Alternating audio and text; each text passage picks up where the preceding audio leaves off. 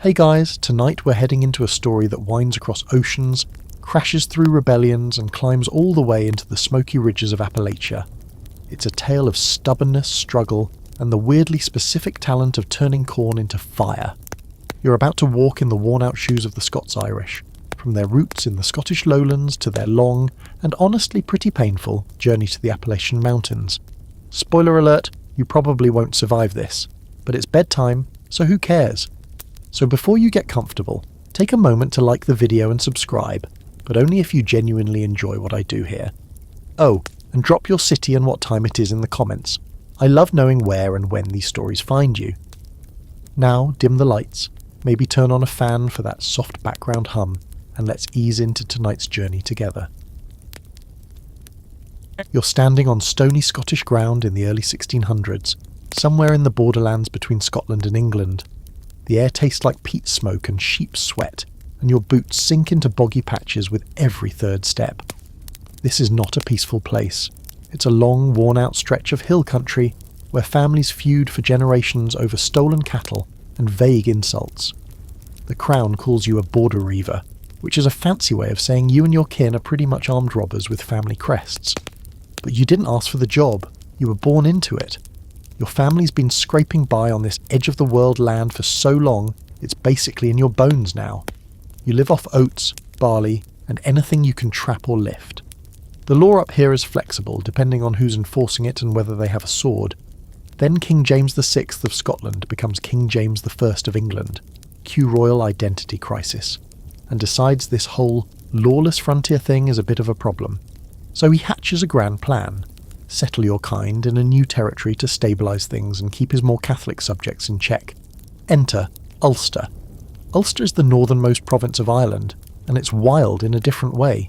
Think rolling green hills, rain that drizzles sideways, and Catholic chieftains who are definitely not excited about a bunch of Scottish Protestants moving in next door. But James has power, and he's tired of your family's brand of chaotic neutral. So when he offers land in Ulster, it's not really an offer. It's a political shoe out the door. You don't own land in Scotland anyway. You rent it, or more accurately, you're allowed to survive on it, so long as you don't complain too loud. The idea of your own farm, even in hostile Irish territory, actually sounds okay? So you pack what little you have, wool clothes, salted meat and a book of psalms, and you take a ship across the Irish Sea. It's not a long crossing, but it might as well be a galaxy away. You step off the boat in Ulster into a place that feels both familiar and completely foreign. The stone walls remind you of the home, but the accents are different.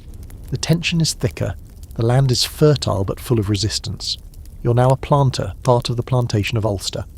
Sounds like a nice gardening project, but it's a strategic colonisation campaign. You build your thatch-roofed home while Irish eyes watch from tree lines.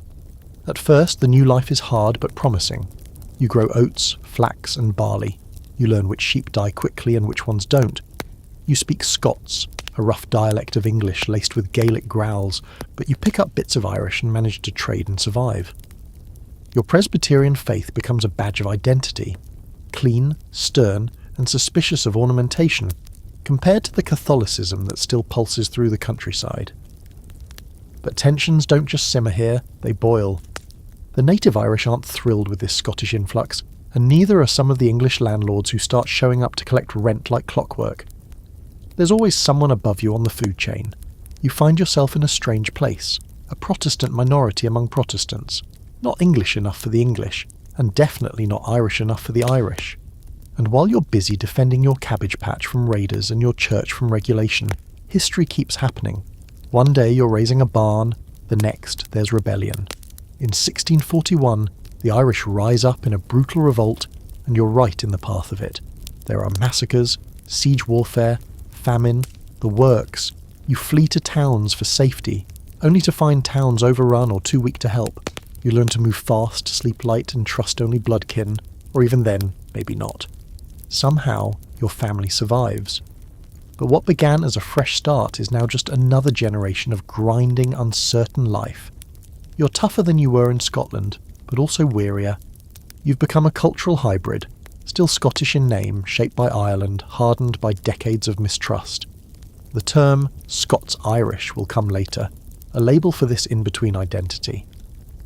As the 1600s close, your children are farming the same land you bled for, but the taxes rise. The English nobility, mostly absentee, treat Ulster like a cash crop. Rents increase. Tithes are demanded by an Anglican church you don't even belong to. The old promises are wearing thin. You start to hear whispers of a land across the ocean where no lords collect rent, no bishops judge your prayers, and you might actually own what you build. America. It sounds suspiciously optimistic. But at this point, anything sounds better than one more winter on borrowed land with a landlord who's never seen your face. And so the Scots-Irish begin to trickle out. First a few families, then whole villages. They scrape together every coin, sell off livestock, say goodbye to gravestones, and board cramped, disease-ridden ships. The journey is long, the conditions foul, and there's no guarantee of survival. But to you, it's not a risk. It's the only option left. You're not chasing dreams. You're fleeing realities. And the new world is waiting, whether it likes you or not. So now you're in Ulster, clinging to land you don't fully own, with a few cows, some flax and a garden that only grows anything if the rain remembers not to drown it. But there's still this odd sense of purpose, like you've got your roots halfway in the ground, even if you're always glancing over your shoulder. And then, as if things weren't tense enough, the English crown decides to make it officially miserable by using you and your kin as chess pieces in their ongoing game of Protestant domination. See, the whole point of the Ulster plantation was to create a reliable Protestant buffer between the English rulers and the native Irish Catholic majority. You didn't know you'd signed up to be a human sandbag in a centuries-long religious hurricane, but here you are, you and your fellow settlers, mostly Presbyterian Scots and a few brave English nonconformists, are meant to civilise the region. That's the word they use. Charming, right? In truth, you're plopped down in a hostile environment where every cultural line feels like it's drawn in flint and soaked in gunpowder. The Irish resent your presence with quiet rage, and the English authorities treat you like a maintenance crew they'd rather not pay. You're too rebellious to be trusted, too necessary to be removed. And then there's the religion thing. You're a dyed-in-the-wool Presbyterian, strict, straightforward, suspicious of bishops, bells, or anything that smells too Catholic. You don't like frills in your prayers or gold in your churches. Just you, the scripture, and a very no-nonsense idea of divine justice. Unfortunately, the Anglican Church, the one the English government prefers, is all about hierarchy, authority, and ceremony. To them, your kind is dangerously independent, a little too loud about salvation by scripture alone, and not nearly respectful enough of crowns and clergy. You try to keep to yourselves, build churches, teach the kids to read the Bible, keep the sermons sharp and the morals sharper. But every few years, someone in London decides you need to be reined in. They send bishops to correct your theology, or they just shut down your churches entirely. You're fined for not attending Anglican services, taxed for being religiously wrong, and pressured to give up the very beliefs that helped you survive famine, war, and a literal ocean crossing. Meanwhile, your community is growing, but it's not getting any richer. Most of what you grow goes to pay rent. The landlords, mostly English aristocrats who wouldn't know a spade from a spoon, jack up the rent every few years just to see how much blood they can squeeze from your turnips. And God help you if you complain. Complaining gets you evicted, sometimes burned out. There's a reason your neighbours practice moving house at night, so you adapt. You share tools, trade favours, marry cousins when necessary, hey, options are limited, and lean into that fierce clan loyalty you brought from Scotland. You build communities around churches and kinship, not towns or counties. You drink when there's cause, which is often, and when someone comes for what little you've scraped together, you fight. Not out of rage necessarily, but because at this point survival is a kind of rebellion. Still, you can't help noticing how things feel tighter every year. The good land is taken, the taxes rise, trade is restricted, mostly in ways that hurt small farmers like you. And your children, especially your sons, are starting to ask if this is it. If this is the life you worked so hard not to die in Scotland or starve in Ireland for. They want more. They need more. And that's when you start hearing about America again. You've heard the stories, of course. Ships leaving Londonderry and Belfast with whole families on board, headed for a place where land is cheap, sometimes free, and nobody cares whether your church has bishops. A place where you don't need to bow to a landlord or tithe to a foreign clergy. The letters come back from the colonies filled with wonder and warning. Come quickly, while the land is still open, they say. Bring seed and tools, beware the fever. Don't trust strangers. God is good. It sounds like the usual emigrant mythology, equal parts hope and delusion. But some of your cousins went, and they haven't come back. That says something. And then there's the data no one talks about but everyone sees, the increasing waves of departures. You notice houses left empty, farms untended. The local church has fewer voices in the psalm singing each year. A decision settles in your bones like fog. You start to prepare in secret at first. You sell off what little you can, smuggle coin into seams and sacks, and decide who's going. Not everyone can. Some are too old, some refuse to leave their land, even if it's killing them. But you're ready to gamble, because staying means choking slowly on someone else's power. The journey to the port is just the first trial. Roads are bad, weather worse, and the ship, a creaking, stinking box of wood and desperation. The conditions are brutal. Disease runs rampant. Food is salted to the point of leather. You hold your breath more than you breathe. Some die before even reaching the open sea. Others start to regret it halfway through the Atlantic crossing, when the waves swell higher than the masts and you haven't seen land in weeks. But finally, land appears, dark and forested, humming with insects and opportunity. You land in Pennsylvania, mostly likely in Philadelphia, where they say William Penn wanted it to be a place of tolerance, and maybe it is, sort of. But the English elite don't love your rough manners, and the Germans don't speak your language. Boston turns up its nose, Charleston is too far, and you start to realise something. You didn't cross an ocean to fit in, you came to get out, so you pack up again, this time heading west, or rather southwest, along trails carved by deer and widened by wagons. The Great Wagon Road, they call it. It winds down through the Shenandoah Valley, past tidy farms and into the shadowy curves of the Blue Ridge. It's not easy. You ford rivers, lose wheels, bury children, and eat more cornmeal than seems medically advisable. But you keep going, because there's still land. Rough, forested, unforgiving, but yours. Appalachia isn't much to look at. Not yet. The soil's stingy, the winter's sharp, and the neighbours far too close when they're mad and too far when you need help. But it feels like something you've never had before. Freedom on your own terms. The kind of freedom that asks for your back, your blood, and your silence, but doesn't charge rent. You've gone from lowland raider to Irish planter to colonial refugee, and now you're something new. A settler in the mountains, a Scots-Irish soul in the heart of Appalachia. You're here now. Appalachia. You don't call it that, not yet. It's just the mountains, or the ridge, or maybe over yonder, if you're feeling poetic. But you've arrived. Finally. This is the edge of the world as the colonies know it, and frankly, it's a relief. Nobody's breathing down your neck to tithe or pay rent, and you haven't seen a powdered wig in weeks. Sure, the land is rocky, the weather unpredictable, and the bears more socially available than your nearest neighbour.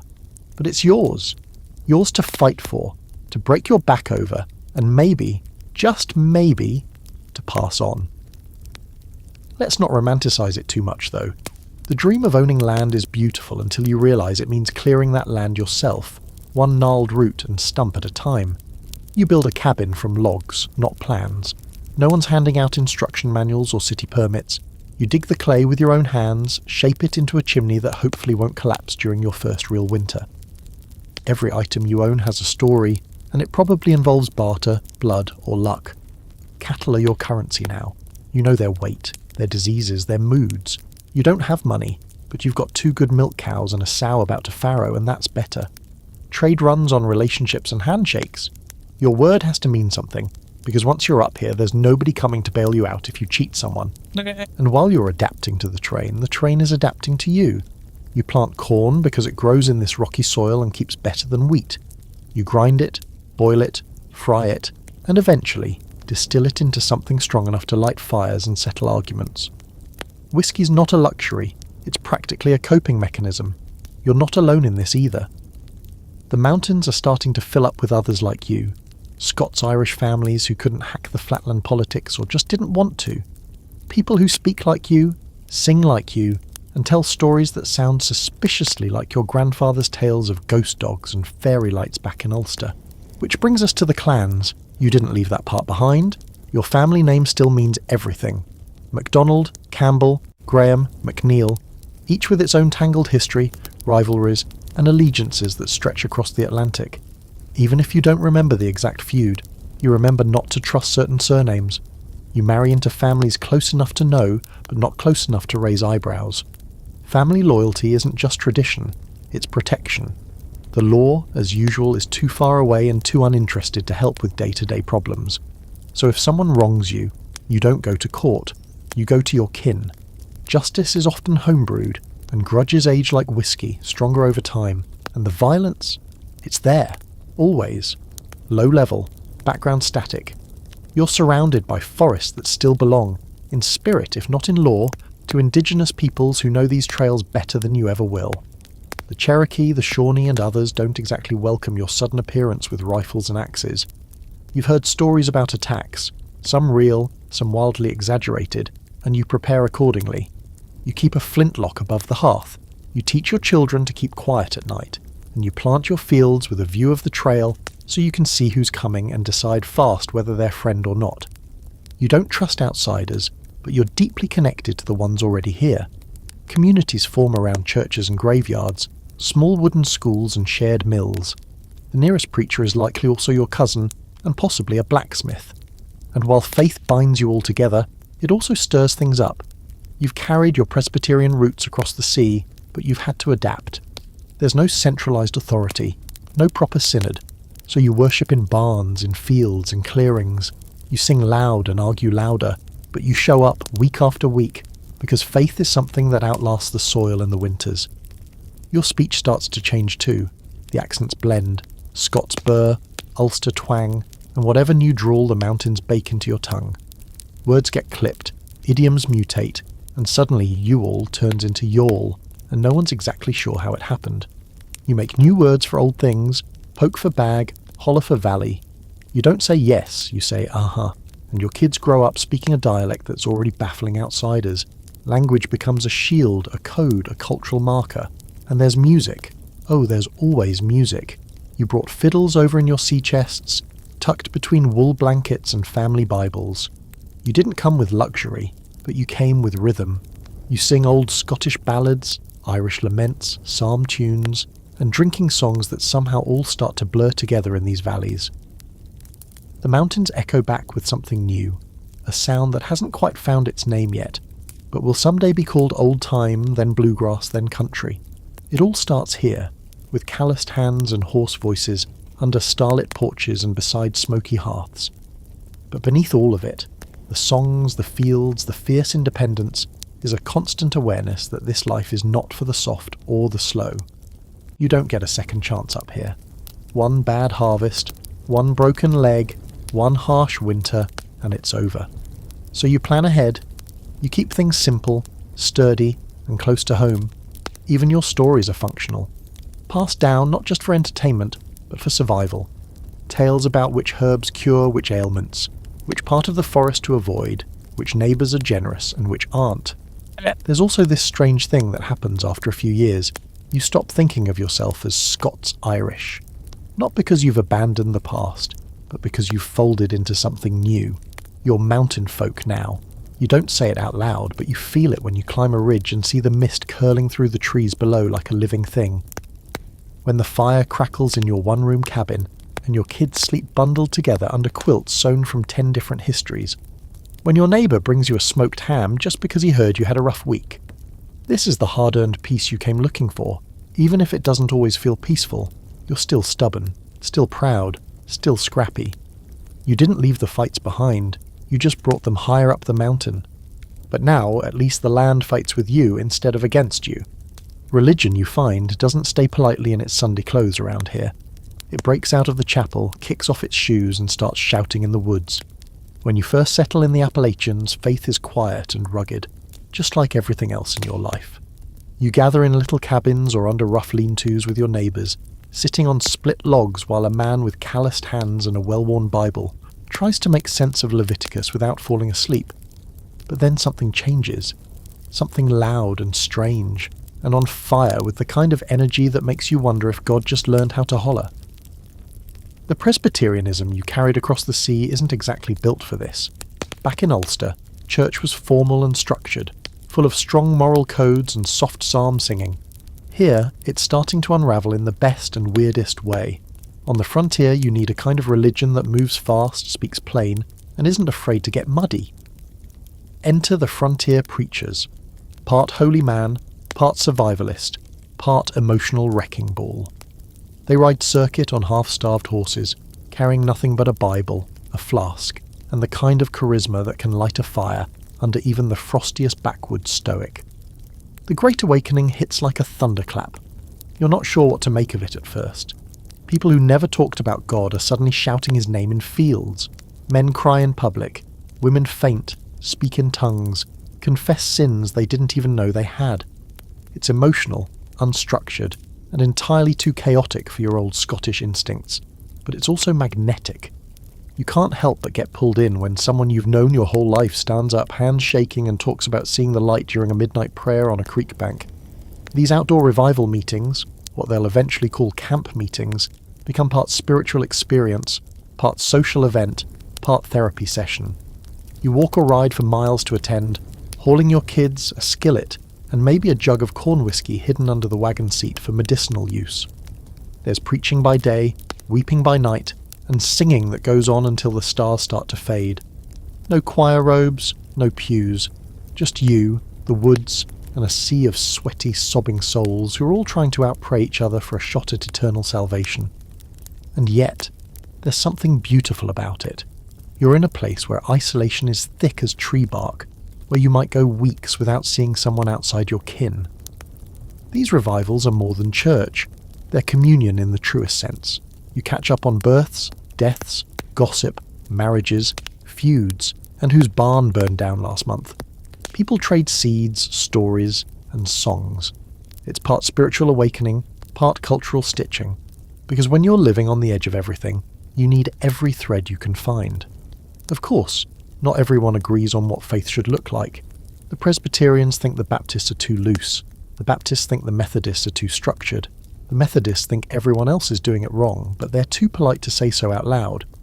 Meanwhile, you've got travelling New Light preachers and old-school Calvinists clashing like dogs over a dropped biscuit. There's no single authority, so religion here is as much a personal declaration as a community practice. You choose your church the way you choose your friends, based on who shows up in the rain and who'll still talk to you after you accidentally shot their mule. Debates about predestination, free will, and adult baptism fill the air alongside smoke from hickory fires. Some folks say God chose you before you were born. Others say he's waiting on you to choose him. Some say you're either saved or damned and there's no changing it, while others preach redemption with the kind of passion usually reserved for courtroom dramas.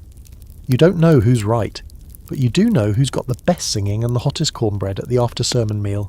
And speaking of music, religion in Appalachia sings. It bleeds into every tune you hum while working, every lullaby you whisper, every dirge at every backwoods funeral.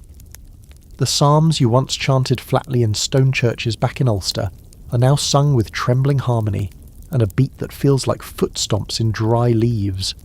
Shape note singing spreads like wildfire, a strange mathematical form of music notation that lets people who can't read music still belt out four-part harmony with the power of 1,000 aching souls.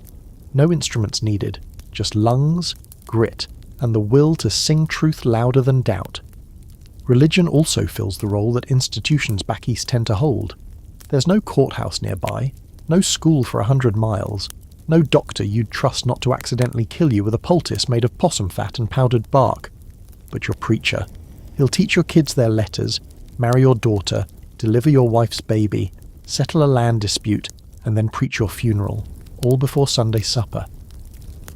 Faith isn't just belief here, it's infrastructure. And yet, there's always this push and pull, a tension between the strict, solemn roots of your Scottish Presbyterianism and the wilder, looser spirituality of the frontier. You hear of snake handlers a few ridges over, folks who take Jesus' words a little too literally, others who predict the end of the world every 6 months and are real disappointed every 7th.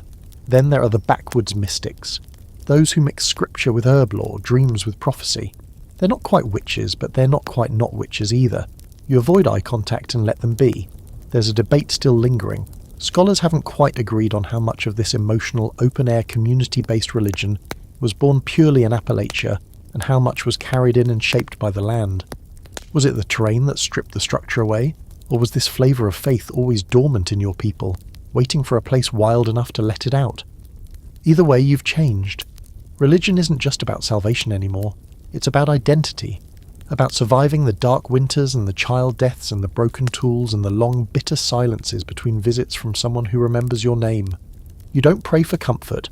You pray for rain, for strength, for a sow that won't roll over on her litter, and sometimes you pray just to hear your own voice in the stillness. This kind of faith isn't clean, it's not polite, but it holds you together like rough stitching, ugly but strong. You kneel in mud, hands cracked from work, eyes blurry from smoke and tears, and you talk to a God you can't always explain but absolutely believe is listening. And somehow in the shouting and the silence, in the chaos and the candles, you find something you never had before. A sense of home, not just in the land, but in your soul. Let's talk about the one thing that always seems to break a person before anything else does. Money. Or more specifically, lack of it. You're in the mountains now, living on your own land, or at least on land no one's yet come around to evict you from. But the echoes of landlord tyranny haven't exactly faded. The trauma of rising rents and greedy absentee landowners from your Ulster days still clings to your bones like mildew in a damp cabin. So when you hear that land is free here, you clutch it with both hands. But nothing as usual is ever quite that simple. You see, this part of the world, this snaky, forest-choked stretch of Appalachia, isn't exactly charted. There are no clear deeds, few surveys, and even fewer laws that anyone enforces unless someone's already been shot. You claim land by squatting on it, clearing it, and holding it like a dog with a bone. That works for a while, until someone shows up with a piece of paper that says they own it, or a better gun than yours, or a friend in the territorial legislature, and then you're back to fighting, sometimes in court, more often in your yard with powder smoke hanging in the air like morning fog. But rent, the horror of it, returns anyway, just in different clothes. Instead of an Irish landlord in a manor house, it's a land speculator in Richmond or Philadelphia who's never even seen these hills. He bought a chunk of wilderness on parchment and now thinks it's time for you to cough up payment. And you? You were just getting comfortable. You cleared the trees, built the cabin, planted the corn. You watched your children get born and buried under that soil, and now someone says it's not yours? You burn the letter, you load your rifle, and you pray the road stays quiet. Sometimes you cave. You offer payment in the only currency you've got. Corn, hogs, or whiskey. And if they won't take that, well, maybe they'll take nothing at all. That's the tipping point for a lot of mountain folk.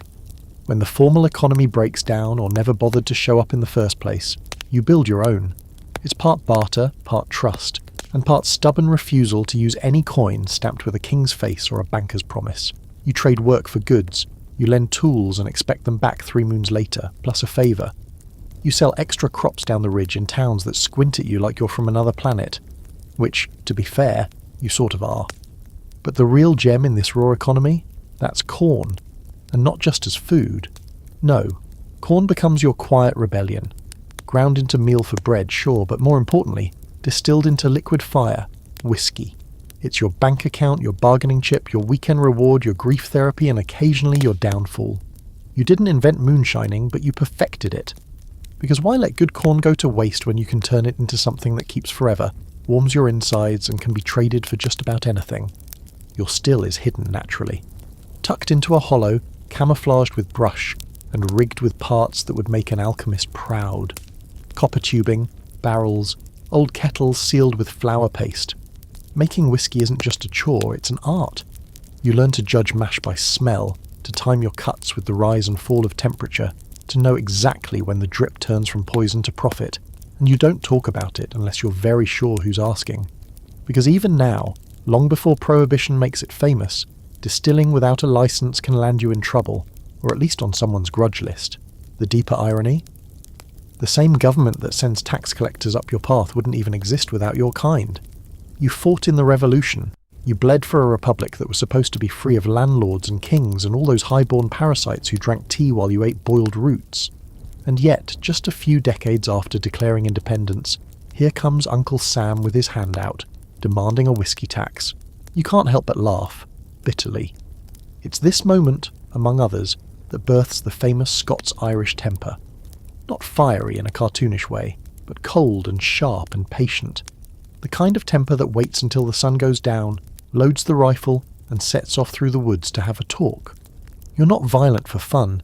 You're violent because that's often the only language people in power understand. And when someone tries to take what little you've clawed together, you don't write letters, you send messages. Of course, this reputation starts to precede you. By the early 1800s, the term Scots-Irish is becoming shorthand for poor, proud, and not to be messed with. Flatlanders complain about your accent, your suspicion of authority, your preference for feuding over court cases. They call you rough, backwards, even dangerous. But they also admire your toughness, your loyalty, your eerie talent for surviving whatever the world throws at you. You don't deny the temper, but it's more than anger. It's armour. It's centuries of being pushed off land, overtaxed, lied to and hunted. It's Ulster and the Borderlands and Appalachia all twisted into the same tightly wound coil. You don't want a fight, but if one comes, you'll make sure your side is remembered. Scholars still argue about how much of this cultural temperament is inherited from your ancestors' tribal past, and how much is simply a response to poverty, isolation, and exploitation. Is it genetics? Environment? Trauma passed down through cradle songs and campfire warnings? Maybe it's all of it. Maybe it doesn't matter. You don't need an academic to tell you why your blood runs hot and your memory runs long. You just know it does. And so, you get by. You raise children, who raise more children. You pass down stories, recipes, curses, and hymns. You teach them not just how to till soil or split logs, but how to read a man's intentions, how to hold their silence when it counts, and how to spit out a lie when a taxman comes asking what's bubbling in the woods. You haven't escaped hardship, but you've built a world where you decide which hardships to endure, and that in this twisted corner of the world counts as freedom. You're heading west again, not because you want to, but because it's either move or get swallowed by what's coming behind you. Crowds, laws, tax collectors, civilization they call it. You call it trouble. The farther the cities push into the valleys and foothills, the deeper you head into the folds of the mountains. You follow buffalo paths, turn to foot trails, turn to wagon ruts, and somewhere along the way, you begin to feel the map disappearing beneath your feet, which is exactly how you like it. You've never been comfortable in places with too many rules, too many people, or too many opinions about how you should live. Cities feel like cages. Lowlands feel like someone else's land, even if it's yours on paper. But the mountains, Appalachia, is big enough to hold all your contradictions.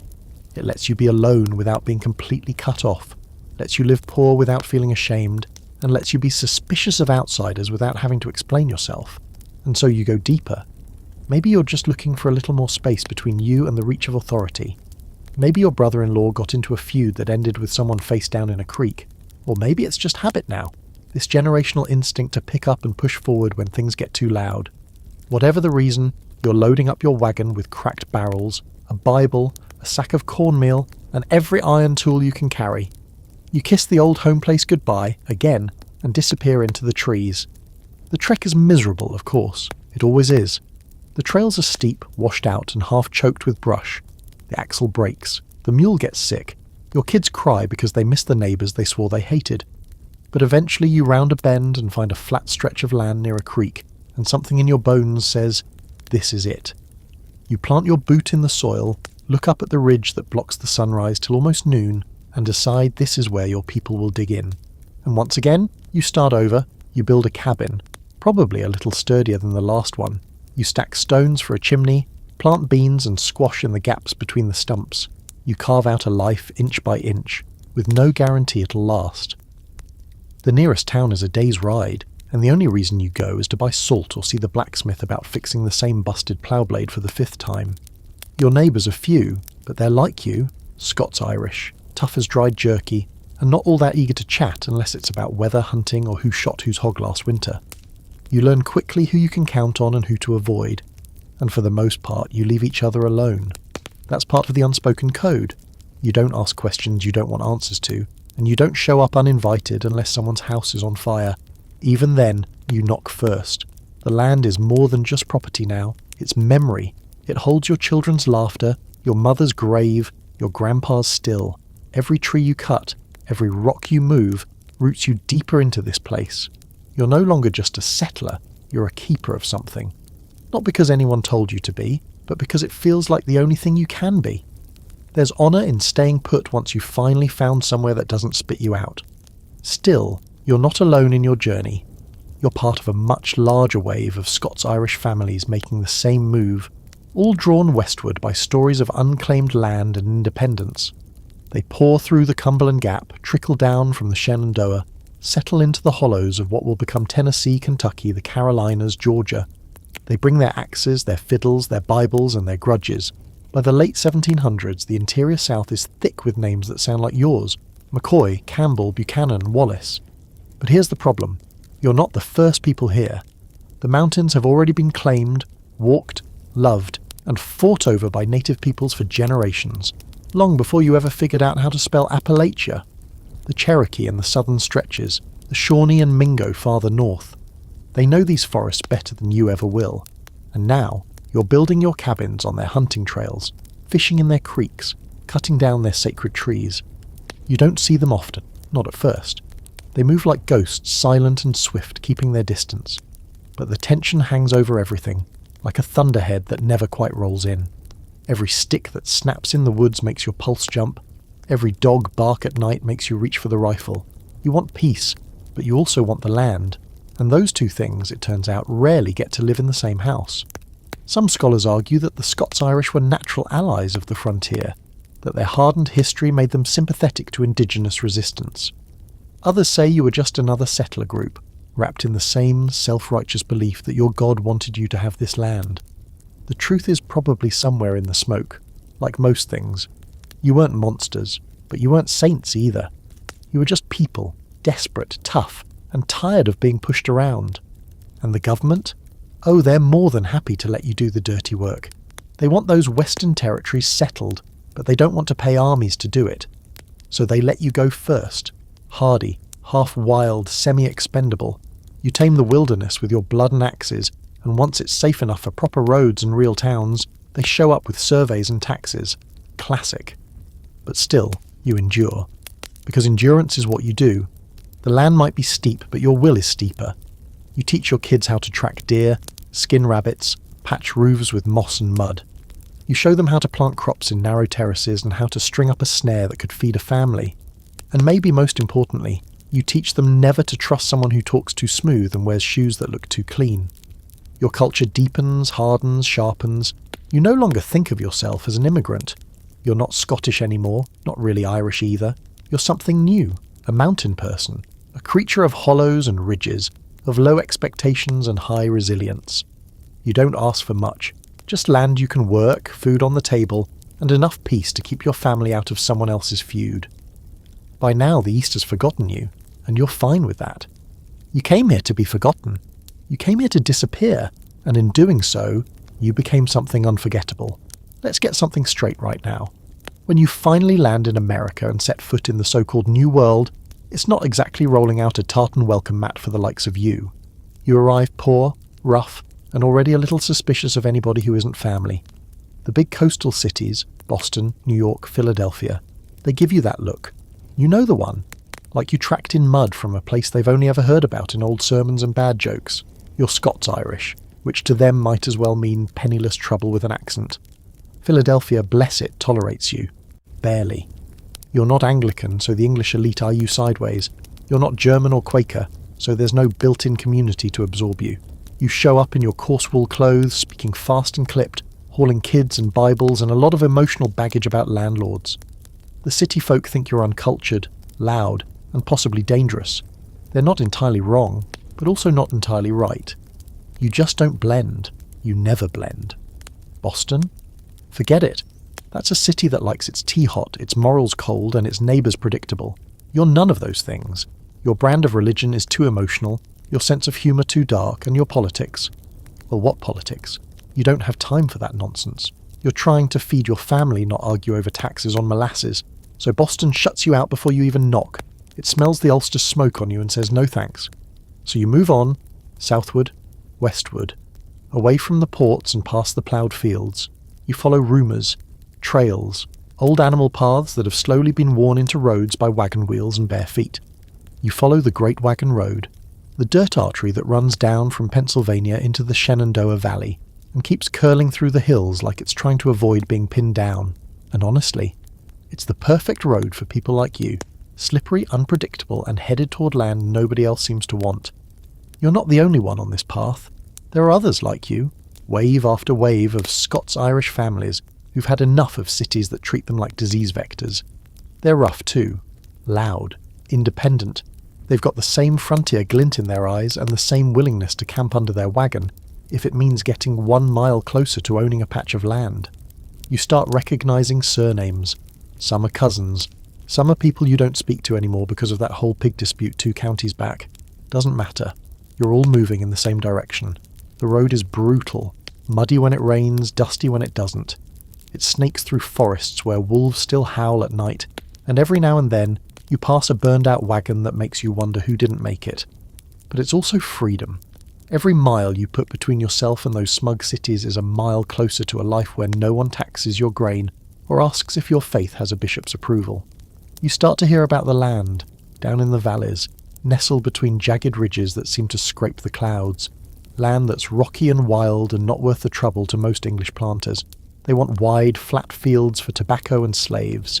But you'll take the hard land, the steep hollows, the woods that breathe mist in the mornings and hide game trails older than any map.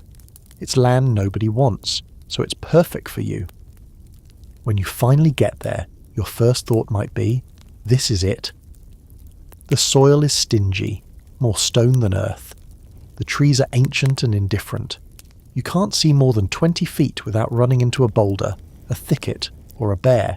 But you also don't see lords, or taxmen, or that familiar boot heel of someone richer and more educated telling you what to do.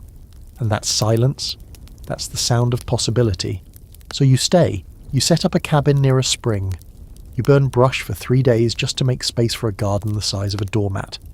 You learn to plant corn on the slope and not cry when half of it gets eaten by deer. You keep your rifle loaded not just for hunting, but because you've learned, through generations of betrayal, that peace never lasts. The townfolk think you're primitive. They don't get it. They look at your rough clothes and thick accent and assume you couldn't make it in their world. But what they don't realise is, you chose this. You chose the edge, the isolation, the back-breaking work. Because this is the first time in your whole cursed lineage that no one is breathing down your neck for rent or tithes or tribute. You are at last left alone. Mostly. The truth is, even out here you're never completely free of outsiders. Every so often someone comes riding up your trail, usually a preacher, a tax collector, or a relative you were hoping died at sea. And when they come, they bring questions. Sometimes those questions are about your land claim, sometimes about your crops, sometimes about your whiskey, which you definitely don't make, definitely don't sell, and definitely don't store under the floorboards in the barn, no sir. But the deeper you go into the hills, the fewer questions get asked. You start to realise that the land doesn't care where you came from. It doesn't care about your accent, your faith, your rage. It only cares whether you can outlast it. And you can. You will. Because your people have been outlasting impossible things for centuries. There's debate among scholars, of course, about how much you were pushed versus how much you were pulled into Appalachia. Some say it was economic necessity. Others say it was cultural. Your fierce independence made the frontier the only place you could really thrive. Still others argue it was the only path left to a people too stubborn to change and too proud to beg. Maybe it's all of those. Or maybe it's just that you saw the mountain and said, yeah, I can take that. And now that you're here, the land becomes part of you. It shapes your habits, your speech, your faith. It teaches you which roots heal and which mushrooms kill. It gives you a soundtrack of cicadas and whip-poor wills and creeks that hum like lullabies under the moonlight. You stop looking back. There's no Ulster anymore, no lowlands, no King's Road, just ridge and sky and whatever you can carry in your heart, and you carry a lot. The trail that brought you here, rough, winding, packed with wagons, footsteps, and stubborn hope, has a name now. Folks start calling it the Great Wagon Road, though most days it feels like the Great Wagon Rut, the way your wheels get stuck in it. But for the Scots-Irish, it's more than just a way south. It's a lifeline, a freedom funnel that pours your people out of the crowded mid-Atlantic cities and into the belly of the Blue Ridge. If you keep following it, you'll pass through the Shenandoah Valley, where the soil's decent and the views are better, then down through the Carolina Piedmont, and, if your luck holds, even deeper into mountain country where the ridges start stacking like dominoes and the air smells like pine and independence. The road isn't paved, of course, not unless you count the scattered stones, broken wheels and dead dreams littered along its path. It's a mix of ancient animal trails, native trade routes, and whatever half-cleared track the last wagon made before yours. Sometimes it disappears entirely, swallowed by river crossings or thick forest. You keep going anyway, trusting your gut, your mule, or that one cousin who swears he's been this way before. He hasn't. And you're not alone. All around you are others making the same gamble. The road becomes a community of its own, temporary, gruff, mostly tired. There are Germans with iron pots and songs you don't understand. Free black families moving with quiet urgency. English dissenters who quote scripture like it's punctuation. But most of the people trudging this trail with you are just like you. Scots-Irish, scraped raw by empire, chasing land and a little bit of peace. You start to notice patterns. The way your people settle in swells, first into Pennsylvania, then Virginia, and then south, always south, curling along the spine of the mountains like smoke. You rarely stay in one place long unless the land gives back. If it doesn't, you move. And if it does, you hold on like a snapping turtle on a boot sole. The Great Wagon Road isn't just a migration route. It's an artery of culture, bleeding Ulster into Appalachia with every footstep. You carry your language, fast, clipped, spiked with vowels that confuse even the English. You carry your stories, full of ghosts, second sight, and deals struck at crossroads. You carry your faith, your feuds, your songs, and your recipes. And slowly the road becomes lined not with milestones, but with memory. Eventually you find a place to stop. Maybe it's the valley below a ridge, or the stretch beside a creek with trout fat enough to fill a skillet. You park the wagon, unload the tools, and start building, not just a cabin, but a life. You meet neighbours who showed up the week before and already have an opinion about your fence line. You plant corn, chase off deer, hang a kettle in the hearth, and listen for panthers at night. Civilization, in your world, begins when you light the second fire, and then, like always, others follow. The road doesn't end just because you stopped. It keeps flowing behind you, pouring in cousins, friends of cousins, and that one uncle everyone hoped stayed in Ireland.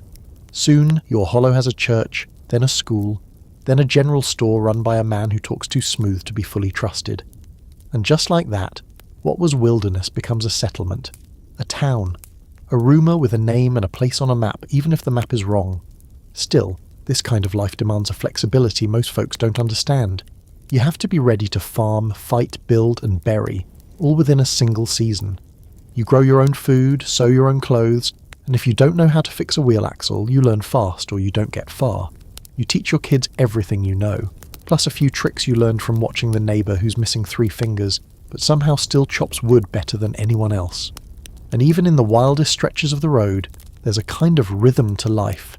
You rise with the sun, feed the animals, check the traps, hoe the corn, and fall asleep with the bones of your day already aching.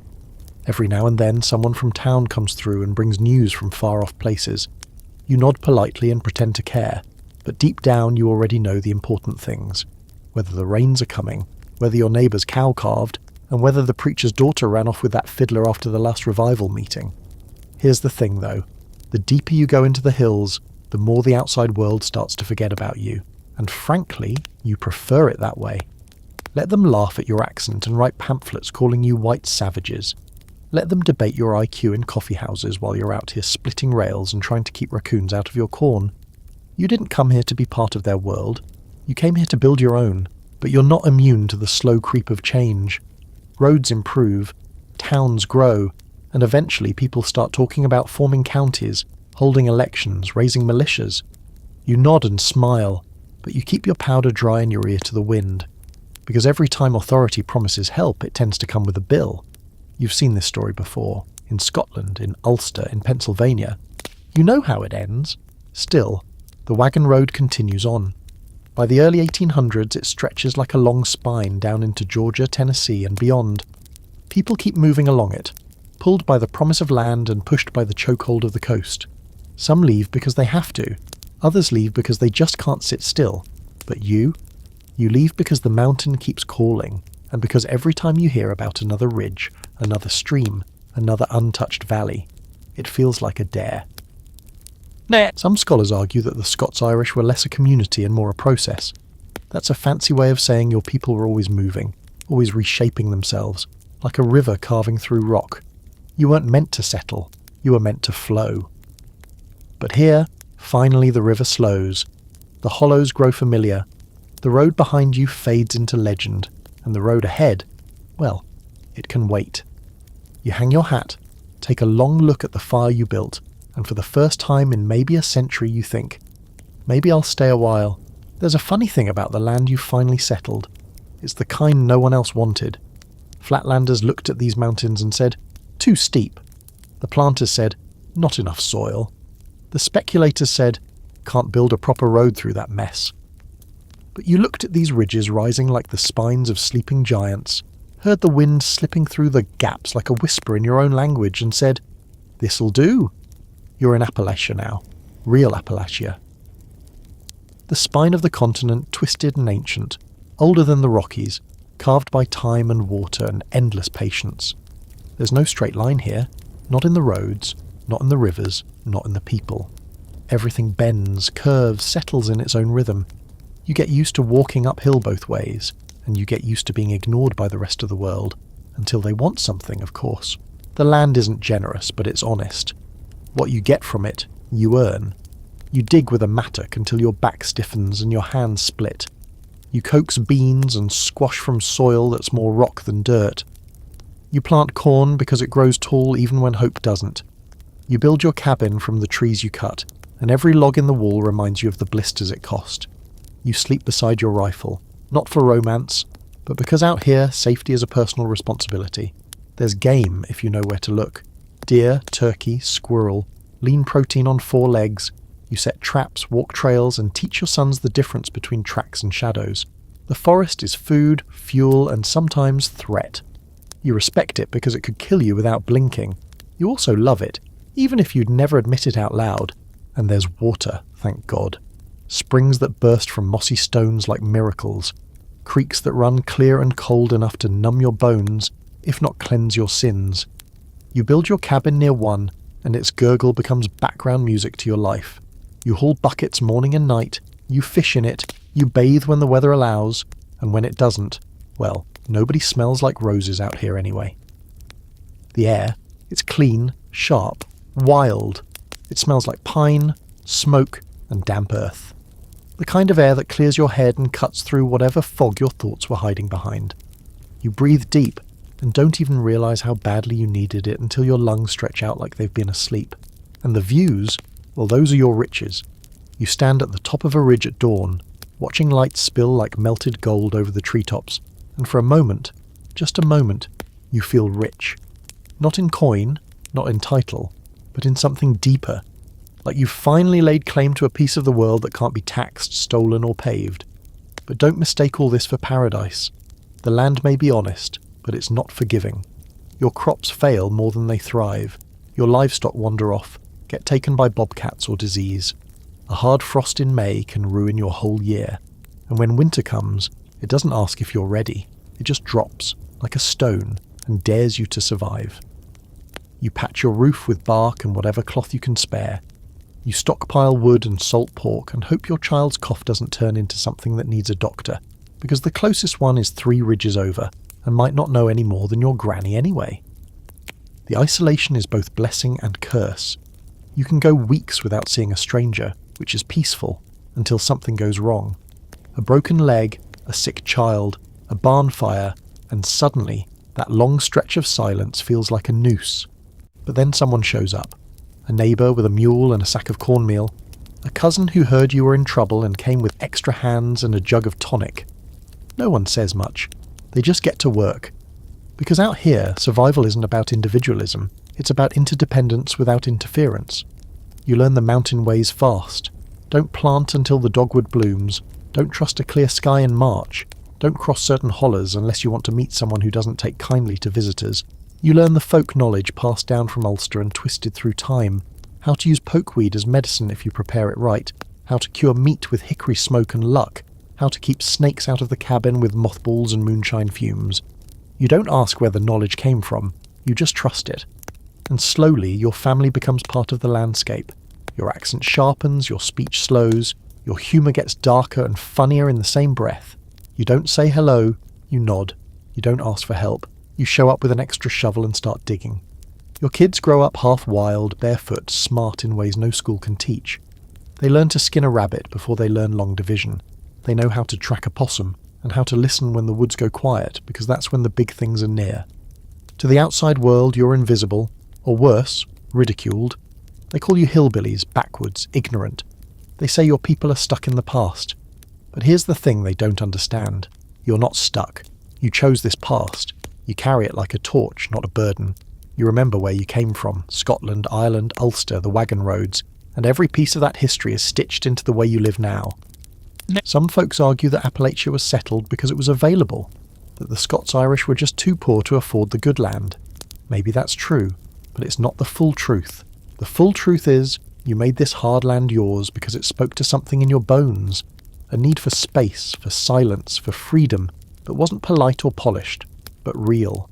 And so, when the storms roll in and the creek rises, when the harvest comes up short and your boots wear thin, you don't pack up and leave. You just square your shoulders, pull your coat tighter and say, well, it ain't supposed to be easy. By now, you've carved out more than just a home. You've built a whole way of life. The cabin's logs are silvered with rain and years, the smokehouse stands sturdy on its tilted legs, and the corn patch might not feed an army, but it'll keep your family alive through winter if the raccoons don't get too ambitious. You've got chickens that refuse to lay where you can find the eggs, a cow with the attitude of a mule, and a mule with the attitude of a preacher who just caught you skipping church. It's not glamorous, but it's yours, and it runs on one thing more than anything else: loyalty. Family comes first, always. That's not just a saying, it's a survival mechanism. You trust your kin before anyone else, because when the weather turns or trouble comes creeping up your holler, blood's who shows up. Your kids work the land beside you. Your wife patches shirts by firelight while humming tunes she barely remembers learning. Your neighbours might be kin too, cousins, in-laws, and people who married someone's second aunt twice removed. Everyone's related somehow, which makes feuds especially interesting and family gatherings borderline dangerous. You eat what you grow or what you can trade for. Corn is king. It's your bread, your breakfast, your livestock feed, and when times are extra lean, your coin. And yes, sometimes your coping mechanism. You don't waste a kernel. Cornbread, mush, grits, hoe cakes. You've got recipes for every mood, and when you've got a little extra, you distill it. That's right. You build yourself a little still tucked back in the woods, where the smoke disappears into the trees and the revenuers can't sniff you out. Whiskey isn't just a drink, it's a bond, a barter item, a medicine if you ask the right person. You pour it at weddings, sip it at funerals, trade it for bullets, salt or stories. You're not trying to break laws, you're just ignoring the ones that don't make sense in a place like this. And nobody sees anything, because everyone's either doing it too or benefiting from it. It's like a secret handshake made of fire and corn mash. And while you're building your small kingdom of log walls and smoky secrets, you're also living by a code that's older than these hills, one that travelled with you from Scotland to Ulster to America. Loyalty, yes, but also pride, grit, and a sharp sense of justice that doesn't come from law books. If someone wrongs you, you remember. If someone helps you, you remember that too, maybe even longer. Feuds aren't born overnight. They usually start with something small. A pig crosses a fence. A cow is claimed by two families. Someone gets too friendly with someone else's daughter. But once a line's crossed, it's drawn deep. You don't run to the sheriff. You settle things yourself, or your brothers do, or your uncles, or that one cousin who doesn't talk much but always seems to be carrying a knife just in case. This isn't lawlessness. It's just law that runs on memory and reputation. If your name's good, doors open. If it's not, you better keep one eye open at night and maybe skip the next church supper. You teach your kids that a handshake matters, that your word is your signature and your actions write your legacy. Not because you're noble, but because trust is the only currency more valuable than corn. And speaking of church, you still go. Maybe not every Sunday, and maybe the preacher's more boot-wearing than Bible-thumping, but it's part of your rhythm. Services are simple, hard benches, louder-than-needed hymns, sermons that veer off into stories about mules, storms, and that one verse in Leviticus that seems to apply to everyone's sins, conveniently. But you go because it connects you, not just to God, but to your people. to shared meals after service, to whispered gossip under wide-brimmed hats, to hymns sung off-key but from the heart. Your faith, like everything else out here, is homemade. It doesn't rely on stained glass or steeples. It lives in quilted blankets and dinner tables and whispered prayers over sick children. It's practical, not showy. God's not someone you fear so much as someone you talk to when the creek rises or the beans won't sprout. And if he doesn't answer, well, you've got grit and a good hoe. That'll get you through most days. Education's another thing you make do with. If you're lucky, there's a one-room schoolhouse within walking distance, by which you mean a half-day's walk for a kid with strong legs and questionable shoes. The teacher's probably just a little older than the students and makes less than a barrel of corn whiskey a year, but she tries. You send your children with slates and tin lunch pails and hope they come back, knowing enough to read the Bible and maybe write their own name without swapping the letters around. And music. Don't forget the music. Evenings, after the work is done and the air gets soft, you pull out the fiddle, or your boy does. Someone else thumps a banjo, and maybe Granny hums a harmony that sounds like a memory from before the Revolution. The music is old, bent through time, carried in the bones. Ballads from Scotland, laments from Ireland, a few psalm tunes twisted into mountain hymns, songs of murder, loss, longing, and the occasional absurdity involving a drunken rooster or a lovesick possum. This is how culture survives. Not in libraries, but in kitchens. Not on stages, but on porches. You sing not to entertain, but to remember, to pass it down, to remind your children that they're part of something older, something that didn't begin in this hollow and won't end with their bones buried in the family plot out back. There's no state line for the world you're building. No mayor, no clean borders. It's all ridges and rivers, memory and blood, corn and loyalty. It's fierce. It's flawed. It's sometimes too much to bear. But it's yours. And it doesn't ask you to be perfect. Just to endure. Enemies come with the territory. You don't look for them, but you don't have to. They find their way up the holler eventually, riding horses, carrying ledgers, waving flags, or wearing expressions that say they know what's best for you. Out here in the mountains, surrounded by people just as hard-headed as you are, conflict is less a possibility and more a constant feature of the terrain. It's like the weather, unpredictable, often violent, and always easier to handle if you've got a good roof and a loaded musket. The first threat, naturally, is the one that's been there from the start. Indigenous nations who, for very understandable reasons, aren't thrilled about you planting corn on their ancestral land. The Cherokee, Shawnee and other peoples didn't go anywhere just because you built a cabin. They were here before the first boot print from Ulster ever hit the soil. You pushed deeper into the mountains to escape the reach of colonial governments, but in doing so, you stepped right into someone else's territory. And while some encounters are peaceful, trading furs, swapping stories, learning a few tricks about surviving winter, others are not. There are raids, ambushes, warnings carved into trees or whispered through town about a war party seen near the ridge. You keep your rifle loaded and your children close. You pray no one makes a mistake that turns a bad night into a blood feud. Sometimes you fight because you have to, other times because you were told to, but often, if you're honest, because you don't know how else to live anymore. Then come the tax collectors, not the ones you ignore with a wave and a bottle of shine. No, these are the ones backed by law, marching up the wagon trails with documents, badges, and an infuriating sense of entitlement. They're collecting taxes on your land, your crops, and most insultingly, your whiskey.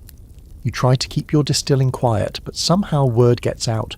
Maybe a neighbour you thought you could trust needed a favour from the sheriff. Maybe someone talked after too much sampling, and now they want to register your still, regulate it, tax it. You laugh at first.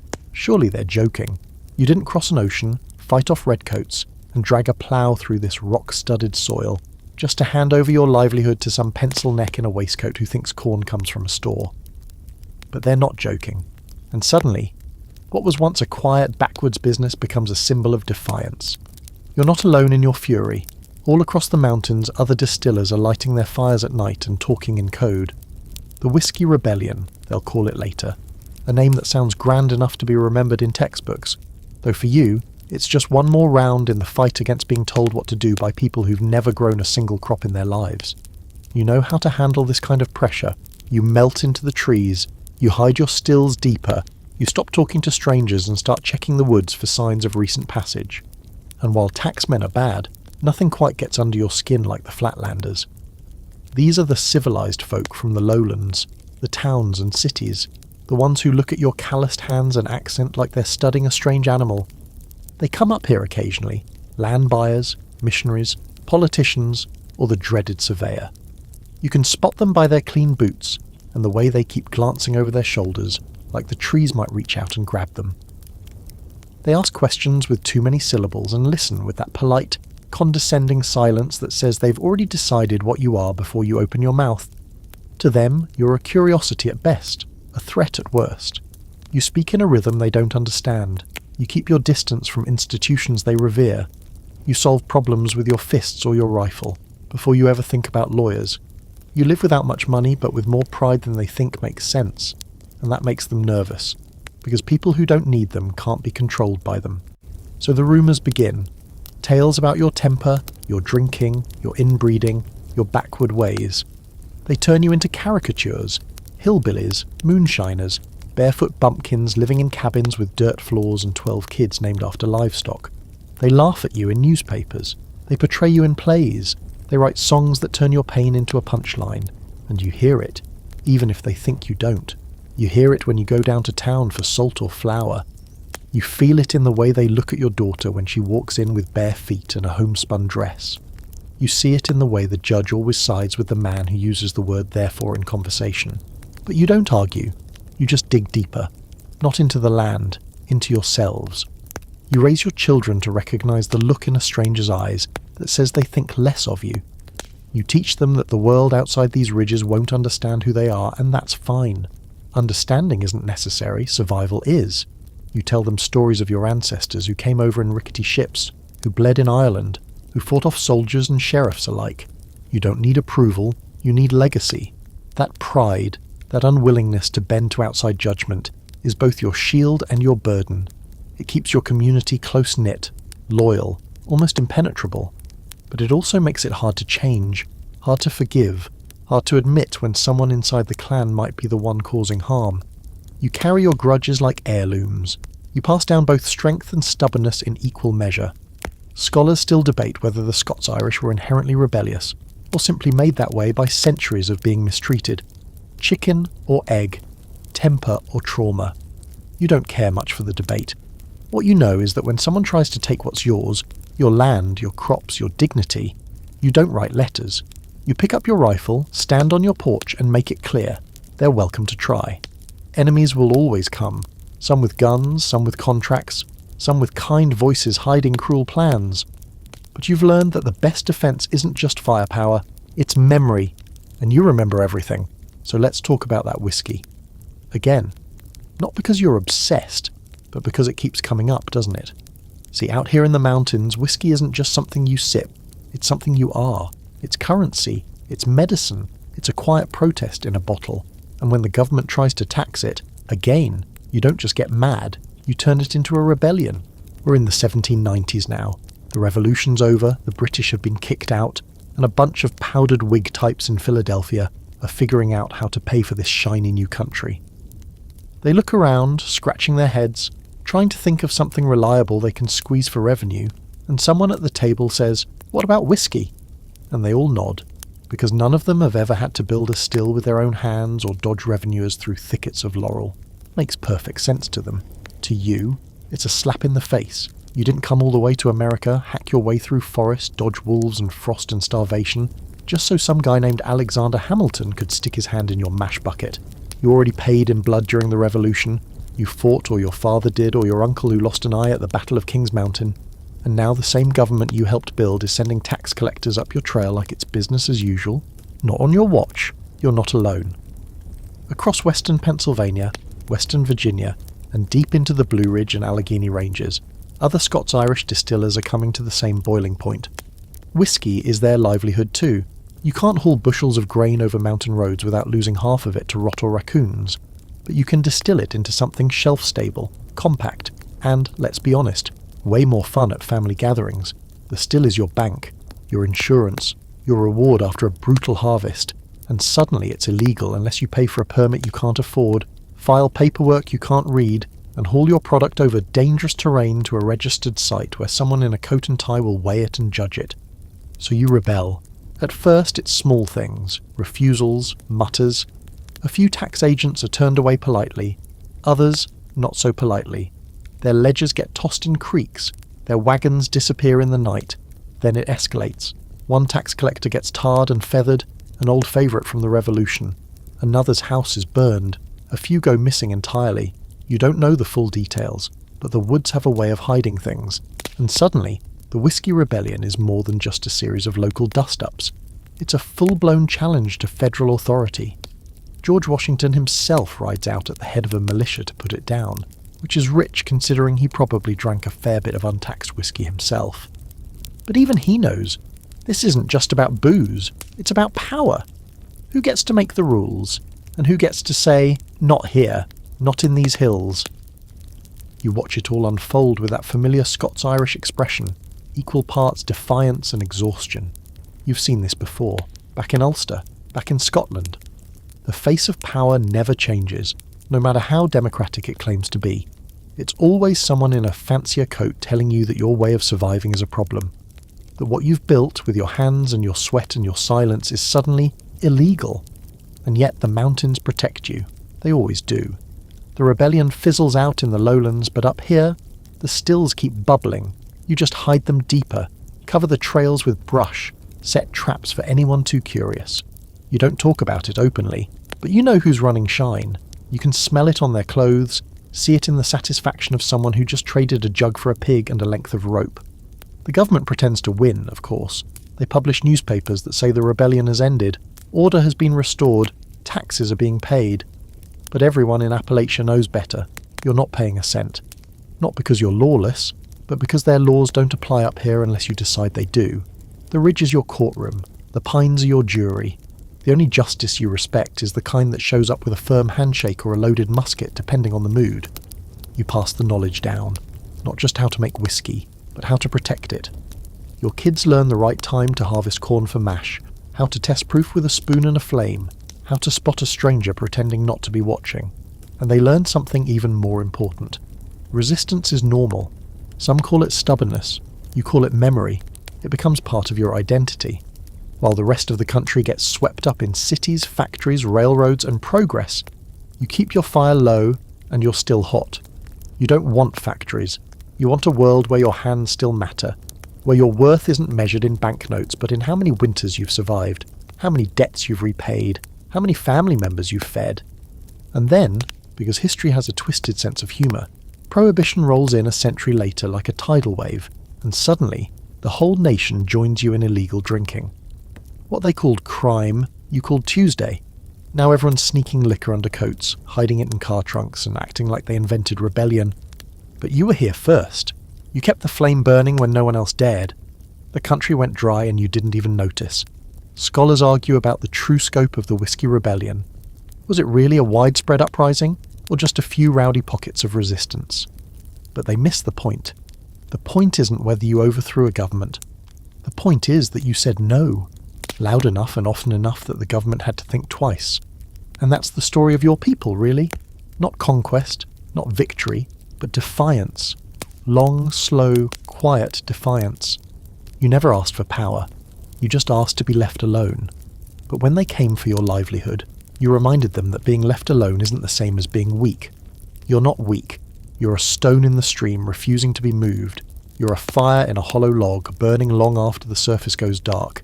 And as long as the still runs, the mountains hum with your answer. No, not here. Your voice starts to sound different. Somewhere between the Wagon Road and the whiskey still, between the cornrows and the camp meetings, your accent begins to warp. Not by force, not on purpose. It just happens. It stretches and bends, borrowing syllables from the land itself. The way you speak isn't like the folks in Boston, or even the people a few counties east. It's something else now. You don't hear it at first. To you, it sounds normal. But when strangers visit, and they do sometimes, they tilt their heads when you talk, like they're tuning in a foreign station. You say yonder instead of over there. You don't say you all, you say y'all. And then, eventually, even that starts to slide into just ye, or youans, depending on which mountain hollow your people come from. Words clip shorter, vowels go longer, and whole phrases show up out of nowhere. Might could, fixing to, ain't never. grammar rules bend and snap like frostbitten twigs, and you don't lose sleep over it. You're not speaking for their approval, you're speaking for efficiency. And yet, there's beauty in it. The way you turn a phrase is less about correctness and more about flavour. Your metaphors come from the land, from livestock, from moon phases and mountain lore. Someone who talks too much is windier than a sack of busted whistles. A liar would climb a tree to tell a fib when he could stand on the ground and tell the truth. You don't just say it's raining, you say it's coming down like a cow peeing on a flat rock. Colourful? Yes. Understandable? Only if you live here. This isn't just slang, it's a dialect. A full-blown Appalachian English formed in isolation, fermented in oral tradition, and flavoured by centuries of Scots-Irish rhythm. Linguists still scratch their heads over it. They hear echoes of Elizabethan English tucked into your sentences, like time forgot to sweep through these hills. Some scholars argue that your dialect preserves older forms of English lost elsewhere. Others think it's something entirely new, a stew of Border Scots, Ulster brogue, and pure Appalachian invention. Either way, it confuses outsiders, and you wouldn't have it any other way. It's not just the sound of your speech either, it's the stories you tell with it. You talk in circles sometimes, the way your grandfather did. You don't just say what happened, you build up to it, meandering through side characters and weather conditions, until finally you drop the punchline or the lesson like a boulder in a creek, and people listen, not because they're impatient for the end, but because the winding road is the point. You don't tell stories to get somewhere, you tell them to remember where you've been. Your folklore is thick and strange. There are ghosts, of course, always ghosts. Women in white who wander near creeks, lights that flicker on ridge tops and then vanish when you chase them. You've got haints, boogers, and witches who can stop a man's heart with nothing but a stare. You don't believe in all of it, but you also don't not believe. You hang horseshoes above doors, you don't whistle at night, you leave a biscuit out for something that might be watching, just in case. Then there are the codes, ways of speaking that outsiders will never break. You say, he's not right, and people know what that means. You say, she's touched, and no one needs details. When someone's gone wrong in the head, you don't use clinical terms, you use kindness, or at least Appalachian kindness, which often comes laced with blunt truth. You don't say someone died, you say they passed. You don't say someone's pregnant, you say she's expecting, or in a family way, or if you're really feeling poetic, caught herself. It's a world built on shared context. You don't need to explain everything, because the people you're talking to already know. They've lived the same weather, fought the same land, buried the same kind of dreams. So when you say, the Lord willing and the creek don't rise, they don't ask which creek or why. They just nod, because that's how you say, I'll try, but who knows what tomorrow brings. But that code works both ways. It keeps you close, and it keeps outsiders out. They come up here with clipboards and questions, and they leave with half answers and headaches. They try to record your speech, break it into syllables and rules. But what they don't get is that it's not just language, it's survival. It's how you tell who belongs and who doesn't, who understands silence, who can hear everything that's not being said. Because here, silence is sacred. You don't fill the air just to fill it. When a man sits on the porch for 2 hours and only says 3 words, that's not awkward. It's normal, comfortable even. It means there's no pressure to perform. You talk when you have something to say, and when you don't, you let the wind do the speaking, or the creek, or the crickets. You learn to listen, not just to words, but to tone, to rhythm, to the space between things. And sure, you've got a temper, everyone knows that, but you also have humour, dry as cornbread and sharp as a whip. You laugh at yourself, at each other, at the absurdity of trying to grow anything but rocks on this soil. You tell jokes that stretch on for 10 minutes and end with a groan and a slap to the knee. You chuckle when the preacher slips on the church steps and then help him up before he starts swearing. You grin when your child tries to outtalk you and ends up chasing their own tail mid-sentence. This language, this way of speaking, of thinking, of being, is your inheritance. You didn't get castles or estates. You got stories and sayings, voices echoing from across the Atlantic and down through the hollers. Every time you open your mouth, you carry them. Every time you say reckon or ain't, you lay another brick in a cultural wall that keeps you grounded, keeps you real. And when the rest of the world mocks your accent, tells you to talk proper, you just nod, smile and think, bless their hearts. Because you understand something they don't. You don't speak this way because you don't know better. You speak this way because you do. Revival doesn't come in softly. It doesn't knock. It doesn't wait for you to be ready. Revival shows up loud, sweaty, and barefoot, hollering scripture in the woods and rattling your bones whether you asked for it or not. You might have been raised Presbyterian, back when the sermons were tight, the songs were slow, and nobody clapped. But that formality doesn't hold in the mountains, not for long. The Holy Spirit doesn't wear a collar out here. It comes howling through the trees with wild eyes and cracked voices and a rhythm that feels more like thunder than theology. It starts small, like most wildfires. A preacher shows up with a horse and a calling, builds a crude pulpit from split logs, and starts shouting about damnation to anyone who'll listen. The message isn't new, repent or burn, but the delivery? That's something else entirely. He doesn't read from a manuscript. He paces. He stomps. He sweats like he's trying to wring sin out of his skin. He yells until his voice breaks, then keeps going. And somehow, it works. People start to come, from neighbouring hollers, from beyond the ridge, from wherever they've heard that something's stirring.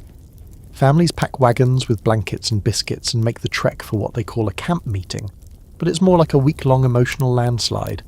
You pitch tents in the clearing, cook over open fires, and gather in the evenings when the air is cool and the mood turns electric. There's no building, no bell, no pews, just a crowd of sinners and seekers sitting on stumps and logs, staring down the barrel of judgment. And once it starts, it doesn't let up. The preaching comes in waves, hour after hour, preacher after preacher. Some tall and stern, some short and shaking, all of them fired up like they swallowed lightning. They quote scripture in bursts, voice cracking on the edge of tears or fury. People start weeping, falling to their knees. Some shout, some shake, some just sit there, quiet, staring at the ground like the earth itself opened up and whispered their worst secret. It's not dignified, it's not neat, but it's real. You don't know what to make of it at first. You were taught to worship with restraint, no shouting, no clapping, just orderly singing and sermons with clear three-point outlines. But now you're seeing something different. Something messy, yes, but powerful. The kind of power that doesn't wait for Sunday morning. The kind that grabs your shirt collar and says you've got to change or you're going to break. The kind that makes grown men cry in front of their neighbours and women lift their hands without caring who's watching. This kind of religion takes root in the soil of suffering. People come to these revivals broken, by hunger, by loss, by guilt they don't know how to name. They come because something in them still hopes for mercy, even if they've never felt worthy of it.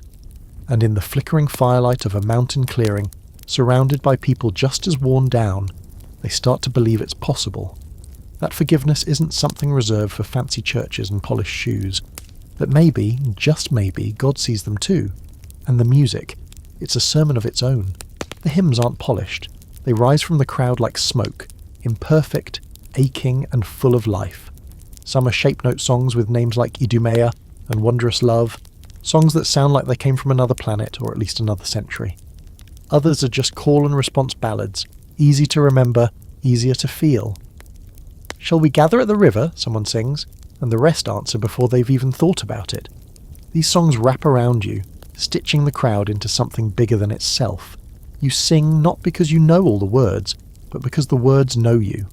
They find the sore spots, the silent fears, the buried things you swore you'd never bring up again, and you sing through tears, through doubt, through that strange glowing warmth in your chest that makes you want to fall to your knees or shout hallelujah just to let some of the pressure out. There's no dress code here, no social ladder, no fancy hats or polished shoes, just bare feet, rolled up sleeves, sunburned cheeks, and hearts wide open. You might find the richest man in the county sobbing beside a farmer who hasn't had a full meal in weeks. The Holy Spirit doesn't care about titles. It levels everyone, strips them down to their need, and offers something heavier than comfort, conviction. And it spreads. From one meeting to another, from one hollow to the next. Preachers become circuit riders, galloping from camp to camp, barely stopping to rest, carrying worn Bibles and burning hearts. Some are barely literate, but they can quote the Gospels from memory and spin a parable that'll stick in your head for months. Others are educated, sure, but out here, the measure of a preacher isn't his schooling. It's how many people fall to their knees when he says, "Come forward." This isn't a religious movement in the way people talk about them in history books. It's not centralized. There are no headquarters, no denominational power brokers, It's just wildfire faith, burning wherever there's enough dry wood and broken hearts to catch. Baptists, Methodists, Presbyterians, even a few old-time Quakers and renegade Anglicans, labels start to blur. What matters is the fire. What matters is the change. Of course, not everyone approves. Some of the old-timers shake their heads. They miss the dignity, the doctrine, the quiet strength of a sober sermon. Others fear the emotionalism, say it's more hysteria than holiness. And maybe there's truth to that. Maybe not everyone who collapses in the sawdust goes home a changed man, but plenty do. And you can't deny what you've seen with your own eyes. Drunks who gave up the bottle. Thieves who returned stolen goods. Families who started praying together because they saw what life looked like without it. Scholars will later call it the Second Great Awakening. They'll try to draw lines around it, assign dates and figures and causes, but to you, it was simpler. It was a moment when heaven bent down close to the mountains and whispered, "Even here." And in that whisper, you found a kind of hope you didn't think belonged to people like you. Not city folks, not preachers' sons, but you. Just a sinner from a crooked ridge, singing in the dark. You don't call it a temper. To you, it's just the way things are handled. If a man crosses a line, you draw one deeper. If someone wrongs your family, you don't take it to a courthouse. You take it to their front porch. And if he won't come out, well, there's always next time. It's not about violence, not really. It's about a code. One older than these ridges. One carried over from clan fights and cattle raids in Scotland. Hardened in the fields of Ulster. And sharpened even more on this side of the Atlantic, where the law is either too far away or too late. And sure, maybe it is a temper, but it's a practical one. A survival instinct. You didn't make it this far by letting things slide. You speak plain, hit hard, and remember who owes who. That memory of yours, longer than a snake's shadow in August, that's what keeps your people alive. Because out here, reputation is currency. If folks think you'll tolerate being pushed around, they'll do it again. And if they think you've got a spine made of hickory and hands that know how to grip a rifle stock, they'll think twice. It starts early. You see it in your grandfather, who tells stories with his jaw clenched like the past is something he's still chewing. You hear it in your mother, who doesn't flinch when a rooster pecks her shin, just grabs it by the neck, whispers something that sounds suspiciously like a prayer and a threat, then goes back to hanging laundry. You learn that nothing comes easy, that people will take advantage if you let them, and that a slow burn lasts longer than a loud flame.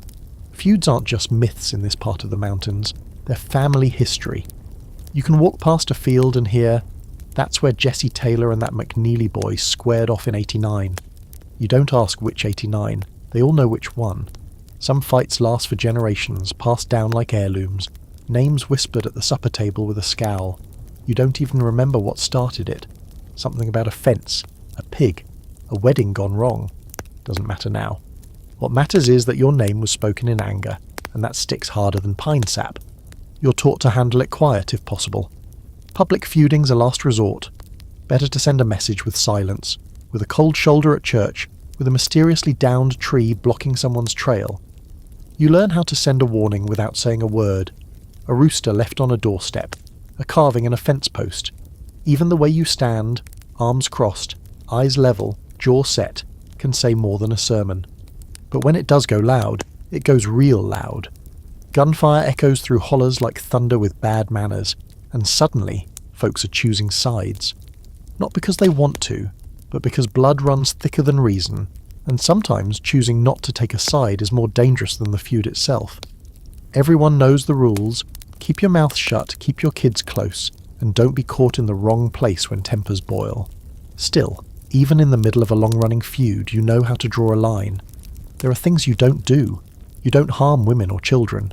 You don't burn a man's house unless he's in it and asking for it. You don't drag it into the church or the cemetery.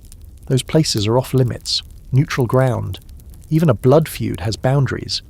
You may have a temper, but you're not a monster. That's the part outsiders don't get. They hear about Appalachian feuds and picture wild-eyed hill folk shooting from behind moonshine barrels, just for the thrill. But that's not it.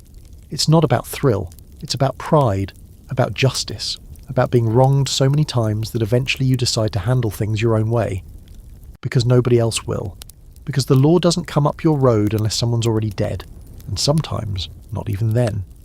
Some of the most famous feuds in history, the Hatfields and McCoys for example, aren't just stories to you. They're blueprints, warnings, evidence that when the anger goes unchecked, it consumes everything. Land, family, reputation. You know that danger well. You've seen it. A cousin buried before his time, a neighbour who disappeared after taking the wrong side, and you ask yourself, is it worth it? Sometimes the answer is no, so you let it go, slowly, quietly. You shake a hand after years of not speaking. You wave from the road one morning instead of pretending not to see each other. It doesn't mean you've forgotten. It just means you're tired. Of blood, of grudges, of the weight of generations grinding down your shoulders. Even the proudest folks get tired.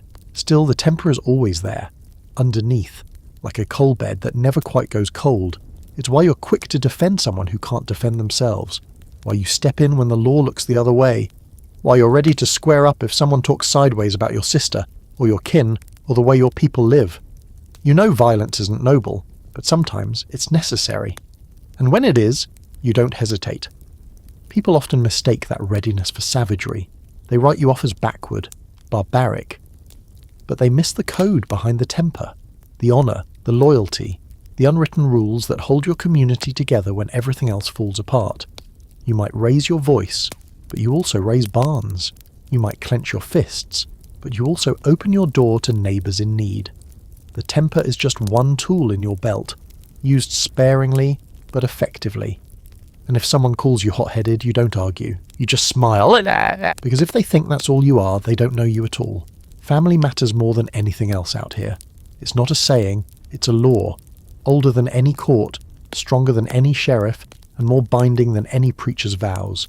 In these mountains, when things fall apart, and they will, it's your kin who patch you up, feed you, or bury you, depending on the outcome. So you keep them close. Sometimes a little too close. And if that means marrying your second cousin because the nearest non-relative lives 2 ridges over and your mule's too stubborn to make the trip, well, so be it. You don't exactly advertise that part, of course, but it's not the scandal outsiders make it out to be. In a world where travel is hard, strangers are rare, and community grows slow like moss on stone, options are limited. It's not about keeping bloodlines pure or any highborn nonsense. It's about proximity. If you share a family name with half the county, someone's bound to end up marrying a cousin. That's not depravity. That's math. Besides, it's not always blood that makes a person kin. It's loyalty, shared sweat, shared grief. That neighbour who helped you dig out after the flood, who held your hand when the fever took your boy, he's kin now, whether the tree agrees or not. And the cousin who moved to town and won't write back. You don't say it out loud, but he's a stranger these days. You marry young, not because you're rushing, but because life out here doesn't wait. You fall in love over shared chores and long walks to revival meetings. Courtship isn't flowers and poetry, it's hauling firewood, fixing fence posts, sitting on porches with quiet laughter and louder mosquitoes. You don't propose with diamonds, you propose with a promise that you'll build her a home, raise her children, and fight for her if you have to. And once you're married, it's all in. No half measures. You live together, work together, eat together, and if need be, hide the whiskey still together. She knows your moods before you do. You can read her silence better than a book. Marriage isn't some romantic fantasy. It's a survival pact, built on equal parts affection, endurance, and a mutual agreement to ignore each other's more annoying relatives. Your household fills up fast. Children come like seasons, regular, unpredictable, and sometimes unwelcome in their timing. You love them fiercely, though you don't always say it out loud. That's not your way. Your love comes in actions, splitting wood so they stay warm, showing them how to trap rabbits, letting them sip watered-down whiskey when they're sick. When you tell your son he did a good job, that's currency. When you tell your daughter she's strong, that's armour. You raise them to be useful, not just because you need the help, but because you know the world won't be kind to them. You teach them how to plant, how to shoot, how to lie convincingly when a taxman comes asking questions. You teach them how to hold their ground and when to walk away. You don't shelter them from the hard things. You prepare them for them. And family keeps growing. Cousins, aunts, uncles. Your house may be small, but your table stretches as far as it needs to. Sunday dinners spill out onto porches, into yards, with babies on laps and cornbread in every hand. It's chaotic, noisy, and absolutely perfect. These aren't just meals, they're tribal gatherings. You pass the potatoes and gossip with equal ease. You settle grudges between bites. You hear stories from before your time, passed down like relics, shaped and reshaped with every retelling. Births and deaths are community events. When a baby comes, everyone shows up with stew, blankets, unsolicited advice, and a few jokes about how tired you look. And when someone dies, the whole ridge feels it. You don't wait for a funeral home. You lay them out in the parlour, keep vigil, sing all night. The old songs, the ones about crossing rivers and resting under trees. There's crying, of course, but also laughter. Because remembering someone fully means remembering the time they fell off the mule cart and landed in the preacher's chicken coop. You bury your dead on the hill, under stones you carved yourself, or maybe just a wooden cross if the winter comes too soon. You visit those graves, not because you believe the dead need company, but because you do. You sit, talk, maybe leave a little whiskey if the spirit moves you. It's not about ghosts. It's about keeping the thread alive from the past to the present. You are who you are because of them. That's the thing about these family trees. They don't grow tall and proud. They grow wide and tangled, hugging the ground, sinking roots deep into rock and red clay. You know everyone's business, and they know yours. There's no privacy, not really. But there's comfort in that too. If you stumble, a dozen hands are already reaching to catch you, or at least to drag you back onto your feet with a sarcastic comment and a loaf of cornbread. Of course, it's not all harmony. Families this close don't just love hard. They fight hard. A single argument can last generations. You'll hear, "She hasn't spoken to her sister since 46, and no one even remembers what happened. Just that it involved a pie, a borrowed quilt, or a man with more charm than sense.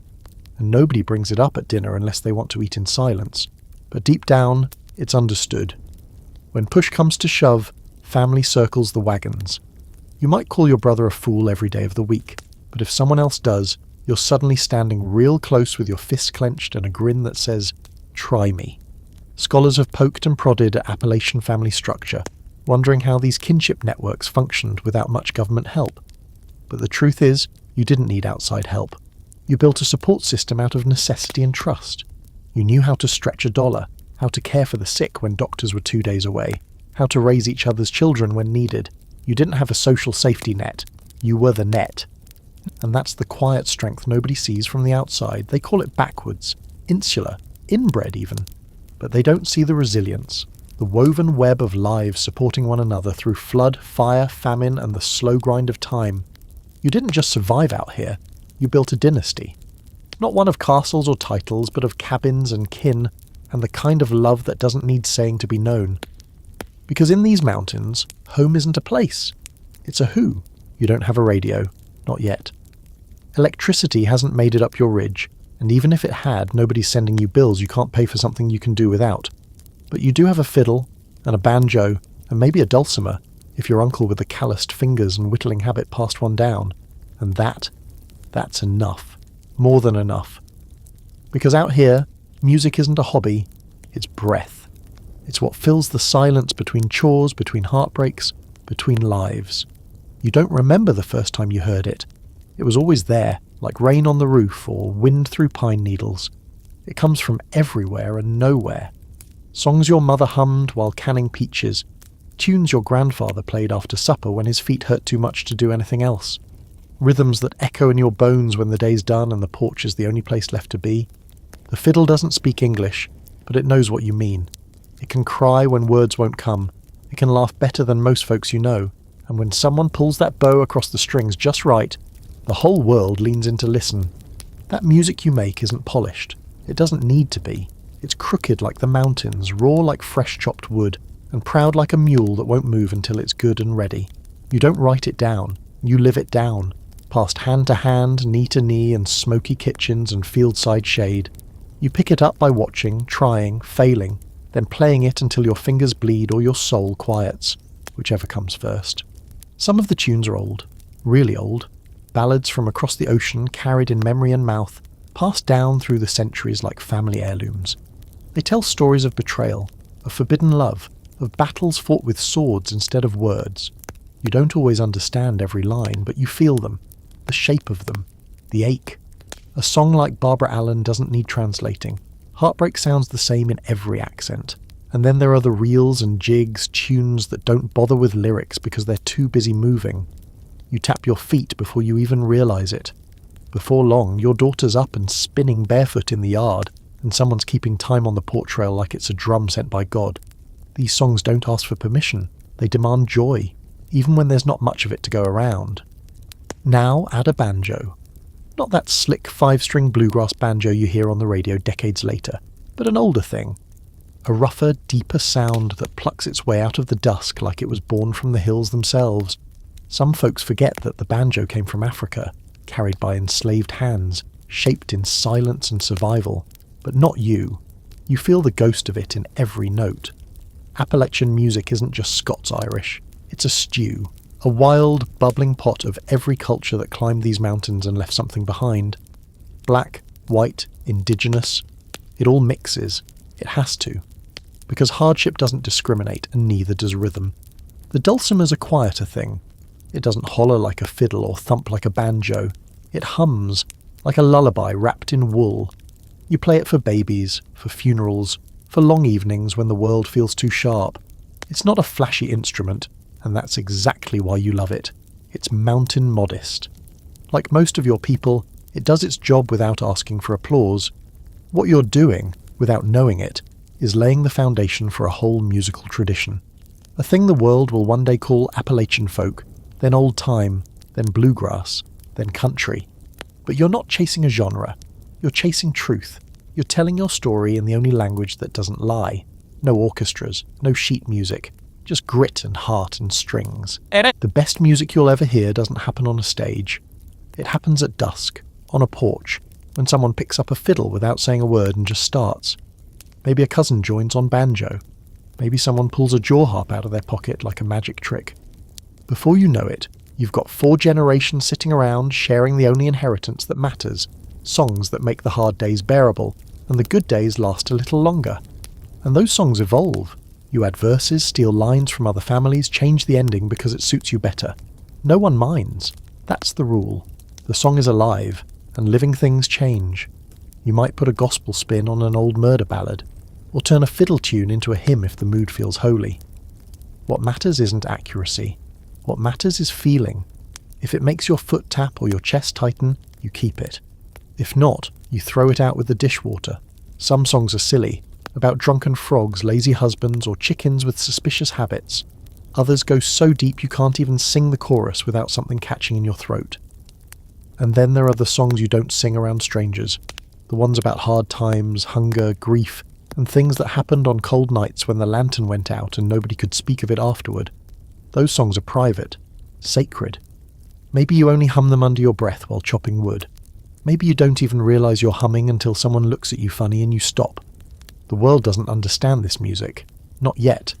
It hears twang and thinks backward. It hears banjo and thinks punchline. But the world doesn't know what you know. That this music holds everything. Memory, history, defiance, joy, grief. It holds your people's entire journey, from Scotland's winds to Ulster's fields to these Appalachian ridges where the echoes still haven't died out. And one day, long after you're gone, someone will wander into these hills with a tape recorder and wide eyes. They'll ask for your songs, and if you're feeling generous, you might give them a few, but not all, never all, because the best ones, the real ones, aren't meant to be recorded. They're meant to be remembered.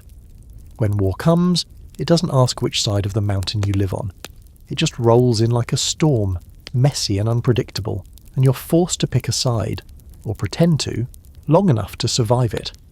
By the time the Civil War reaches your ridge, it's not blue versus grey so much as neighbour versus neighbour, brother against brother, and kin against kin in a place already wired for tension. You didn't ask for this war. You've already fought too many, against landlords, tax collectors, starvation and time itself. But now the country wants to divide, and you're stuck in the cracks.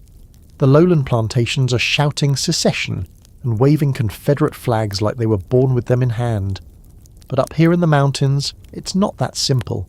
You don't own slaves. Most folks in your holler haven't even seen one. The idea of fighting to protect an economy built on something so distant and cruel doesn't sit right. You're poor, independent, stubborn, and when someone tells you what side you should be on, You tend to do the opposite just out of principle. But you're not exactly waving the Union flag either. The federal government has never done much for you except send taxmen and occasionally blame you for being ungovernable. You've lived on your own terms for generations. Now they both come knocking, asking for loyalty, for blood, for sons and brothers and husbands, to march off into a war that barely makes sense when your biggest concern yesterday was a busted plough and a pig that won't stay in the fence. So what do? Some of you sign up for the Union, mostly out of a belief in unity, or just to stop the big plantation owners from getting even more power. Others ride with the Confederacy, pulled by regional pride, neighbour pressure, or the promise of a few dollars to keep your farm afloat. And a lot of you, maybe more than either side wants to admit, try to hide. You slip into the trees, you play both sides when you have to, you lie through your teeth, you make promises to recruiters with your fingers crossed behind your back. Because when everyone's lying, sometimes survival means doing the same. The mountains become a no-man's land. Official armies march through from time to time, but the real danger isn't men in uniform. It's the irregulars, the bushwhackers, the home guards, groups of armed men riding with badges made of tin or none at all, enforcing whatever twisted version of the law suits them that week. They call themselves patriots, but most days they're just thieves with a cause and an itchy trigger finger. Your neighbour joins one of these groups, and you stop letting your children walk to the spring alone. Another neighbour disappears, and folks start whispering. No one trusts anyone completely. Churches go quiet. Even funerals feel tense. You never know who's watching, who's reporting, or who's waiting for a reason to turn you in for a sack of cornmeal and a clean shirt. Sometimes the violence is official. A Union detachment raids your homestead, looking for hidden rebels. They take your mule, your grain, your son if he looks old enough to carry a rifle. Then a week later, the Confederates come and accuse you of aiding the enemy. They take your other mule and burn your shed just for spite. You look at the ashes and wonder which side you're even supposed to hate more. And the worst part? The grief doesn't care what colour uniform your boy was wearing when he died. When the letter comes, or more likely when it doesn't, you stand on your porch, looking out over the ridge, and feel like the world cracked in half and swallowed the better part of you. Maybe he died at Antietam, or Chickamauga, or in a field no one can pronounce. Doesn't matter. He's gone. And the corn still needs planting. The women bear the worst of it. With the men off fighting or hiding, the work falls on them. They tend the crops, butcher the hogs, protect the children, and load the rifle when strangers come up the trail. They grieve in silence, cook without enough salt, and pray with a fury that shakes the cabin walls. They're not fragile, they're forged. Your music changes during the war. The songs get slower, sadder, full of unanswered prayers and names whispered into the dark. You stop singing about fiddle contests and start singing about dying boys and fields soaked in blood. Ballads emerge, long, mournful stories of lovers torn apart, of soldiers who never came home. These songs travel from one cabin to the next, shape-shifting along the way, collecting verses like scars. After the war, nothing feels the same. The mountain survived, but something inside you didn't. The neighbours you fought alongside or against still live nearby, and there are too many ghosts between you now to make easy peace. Some people pack up and leave, heading west, chasing a new start. Others stay, rebuilding from ashen memory, trying to pretend that what happened can be folded away like a flag. But the war doesn't leave. Not really. It settles in the soil, in the way people avoid eye contact at the general store, in the new names added to the old cemetery. It lingers in the cracks of your front door and the creak of the floorboards at night when you swear you can hear boots outside. You survive because that's what you do. But surviving ain't the same as forgetting. And years later, when some outsider rolls in asking about your Civil War loyalties, you just squint at them and say, well, that's a complicated thing. Because it is. Because you weren't fighting for slavery or even for Lincoln. You were fighting for the right to live, to keep what little you had, to protect your family from armies that all seem to wear the same hungry expression. Historians still don't quite know what to do with Appalachian war stories. They don't fit neatly into their maps and timelines. The loyalties are too tangled, the motives too messy. But that's the truth of it. In these hills, the Civil War wasn't about flags. It was about survival, suspicion, and a deep-rooted instinct to not be told what to do by people who don't know your name. You didn't fight for glory. You fought because someone came up your mountain and told you they owned it. Even after the war ends and the uniforms are folded away or buried with the bones of boys who never made it home, something keeps boiling in the back hollers and smoky ridges. The law has shifted again, and once more it wants something from you. Not your land this time, not your son, but your still. That's right, your whiskey's back on the chopping block. The government calls it illegal. You call it Tuesday. Prohibition doesn't start with the famous amendment. It starts here, in these hills, years before the rest of the country decides to sober up. Temperance leagues, most of them led by stern women with big hats and bigger opinions, start showing up in towns preaching the evils of drink. They say whiskey destroys families, weakens morals, ruins men, and maybe they're not entirely wrong. You've seen what happens when someone drinks too deep and too often. You've seen fists fly and plates shatter and tears fall, but they don't understand the why. They don't see the bigger picture. Out here, whiskey isn't just a vice, it's a lifeline. You can't haul your corn 100 miles over broken roads to sell it fresh. But you can distill it into something strong and shelf-stable, something portable, tradable, essential. It's medicine when nothing else works. It's payment when cash is scarce. It's the last sip of comfort at a funeral and the first toast at a wedding. It's culture in a jar. So when the laws get tighter and the whispers start, the revenuers are coming. You don't panic. You adapt. You move your still deeper into the woods. You dig it into the side of a hill, line the trail with twigs that snap just so when someone unfamiliar walks through. You keep the fire low, the operation silent, and if they do find it, well, it's not like you're going to just hand it over. Moonshining becomes more than a secret. It becomes a statement, a full-bodied, high-proof declaration that you will not be told what to do by people who don't know what it took to survive up here. You work too hard for your food, your family, your pride. You're not going to surrender your independence because some city councilman read a pamphlet. And oh, the revenuers. Those poor souls riding up from the lowlands in government-issued boots, thinking they can sneak around in country they've never studied. They don't know the trails. They don't know which dogs bite and which are trained to bark at strangers. They don't know that down by the creek actually means nowhere near the creek. You speak in riddles when they ask questions. You smile too politely. You offer them coffee laced with just enough insult to make them nervous. Sometimes it turns violent. You don't want it to, but it does. Shots fired in the dark. Barns set ablaze. Arrests that turn into feuds that stretch for years. A federal agent gets too bold, kicks in a cabin door, roughs up a granny, and suddenly everyone's armed and angry. Justice isn't found in a courtroom. It's found behind a pine tree, rifle in hand, heart thudding like a war drum. But more often you just outwit them. You're cleverer than you look. You dig false trails.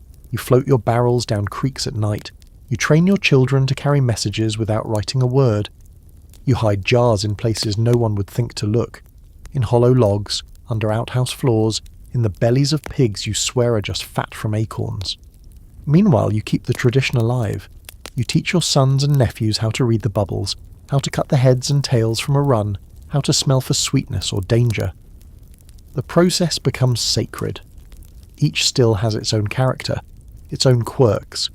Some shine runs hot and fiery, others smooth like mountain honey. It depends on the corn, the yeast, the season, the cook. No two batches are the same, and everyone swears their recipe's the best. And let's be honest, some of you women are better at it than the men. Granny may look harmless in her apron and shawl, but she knows more about fermentation than half the state legislators. She keeps the ledger in her head, the customers in her prayers, and the shotgun under the stairs. Nobody crosses her, not even the men who think they're in charge. If the men are the muscle of the moonshine world, the women are the brains, and often the better business operators. When national prohibition hits in the 1920s, you're already 10 steps ahead. While city slickers are mourning the loss of their speakeasies and champagne brunches, you're still sipping on clear liquor from a mason jar in your root cellar. In fact, demand increases. Suddenly your product is worth more than gold. Smugglers come from the cities, looking to buy barrels and pay in cash. You make more money in one season than your father made in 10 years, but with money comes risk. The stakes get higher. Rival crews form. Sabotage becomes a real threat. People poison each other's mash. False tips are given to the law to knock out the competition. And now the feds are coming in harder, faster, better funded. Airplanes scout for smoke trails. Cars with bigger engines chase you through winding roads. That's when another bit of mountain genius kicks in. The birth of the moonshine runner. You modify cars, strip them down, soup them up. Hidden compartments, bigger engines, better shocks. You drive fast and furious before it was a movie, racing through hairpin curves like the devil's chasing you. Some say this is where stock car racing starts, and they're not wrong. Those old moonshine runners become the first race car drivers, men with nerves of steel and a trunk full of felony. And yet, through it all, you keep going. Because this isn't just about whiskey. It never was. It's about independence, control. A way of life that says, we don't need your permission to exist. And when they finally repeal prohibition, when the country comes crawling back with its hangover and its regrets, you're still standing, still brewing, still whispering recipes down the generations. Today folks drink craft spirits and pay $40 for a bottle of legal moonshine in a tourist town. But the real thing? It never needed labels.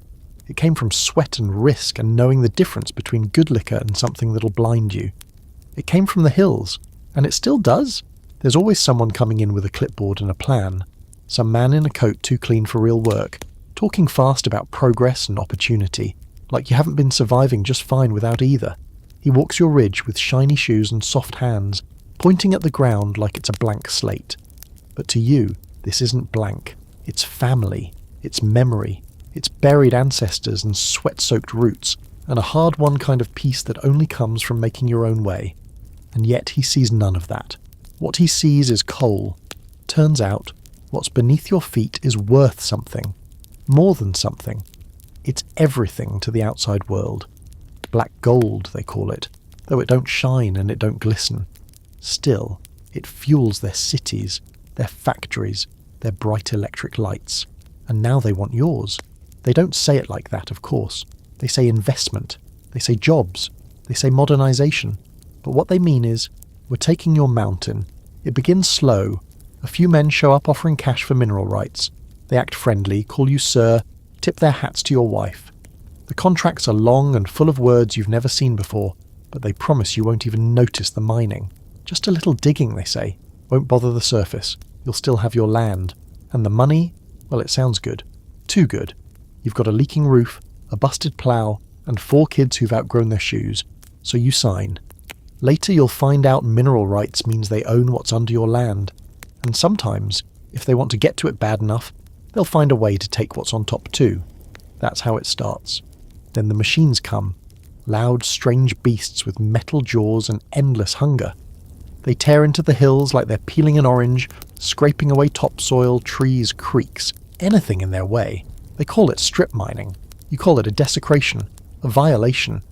The mountain you were raised on starts disappearing, hauled away truckload by truckload. The air turns strange. Dust hangs heavy, tastes bitter on the tongue. The water runs darker. You can't always see the coal, but you can feel it, settling into your lungs, your wells, your children's coughs. And the company men? They're nowhere to be found now. They've moved on to the next ridge, the next contract. You're left with a check that's already gone and a view that looks like something died. Of course, they don't all strip mine. Some go deep, tunneling into the earth like moles with dynamite. The company builds towns around the shafts, tight little rows of houses all painted the same, with general stores that charge whatever they please and pay you in company scrip instead of cash. You work 12 hours a day for wages that barely feed your family, then spend it all at the store owned by the same men who sign your paycheck. It's a loop, and you're caught in it. The work is brutal. It chews you up. The dust alone will ruin your lungs by 40. The accidents, cave-ins, gas leaks, explosions take more than a few good men every year, and the company always has a line of replacements waiting. Desperate boys with calloused hands and no better options. You bury your friends in shallow graves and go back down the shaft the next morning, because that's just how it is. Some folks take pride in the work. You can't blame them. There's something honest in earning your keep with your body, but you can't help but notice who gets rich and who gets buried. The owners live far away, in cities with clean air and manicured lawns. They never set foot in the mines, never visit the widow trying to raise 5 children on a pension that wouldn't feed a dog. They get the profit. You get the black lung, so you start to fight back. Quietly at first.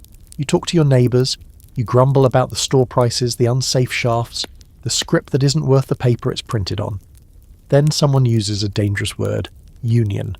That's when things really heat up. Organising means risk. The company doesn't like it. The sheriffs don't like it. The men in Washington who profit from cheap coal definitely don't like it.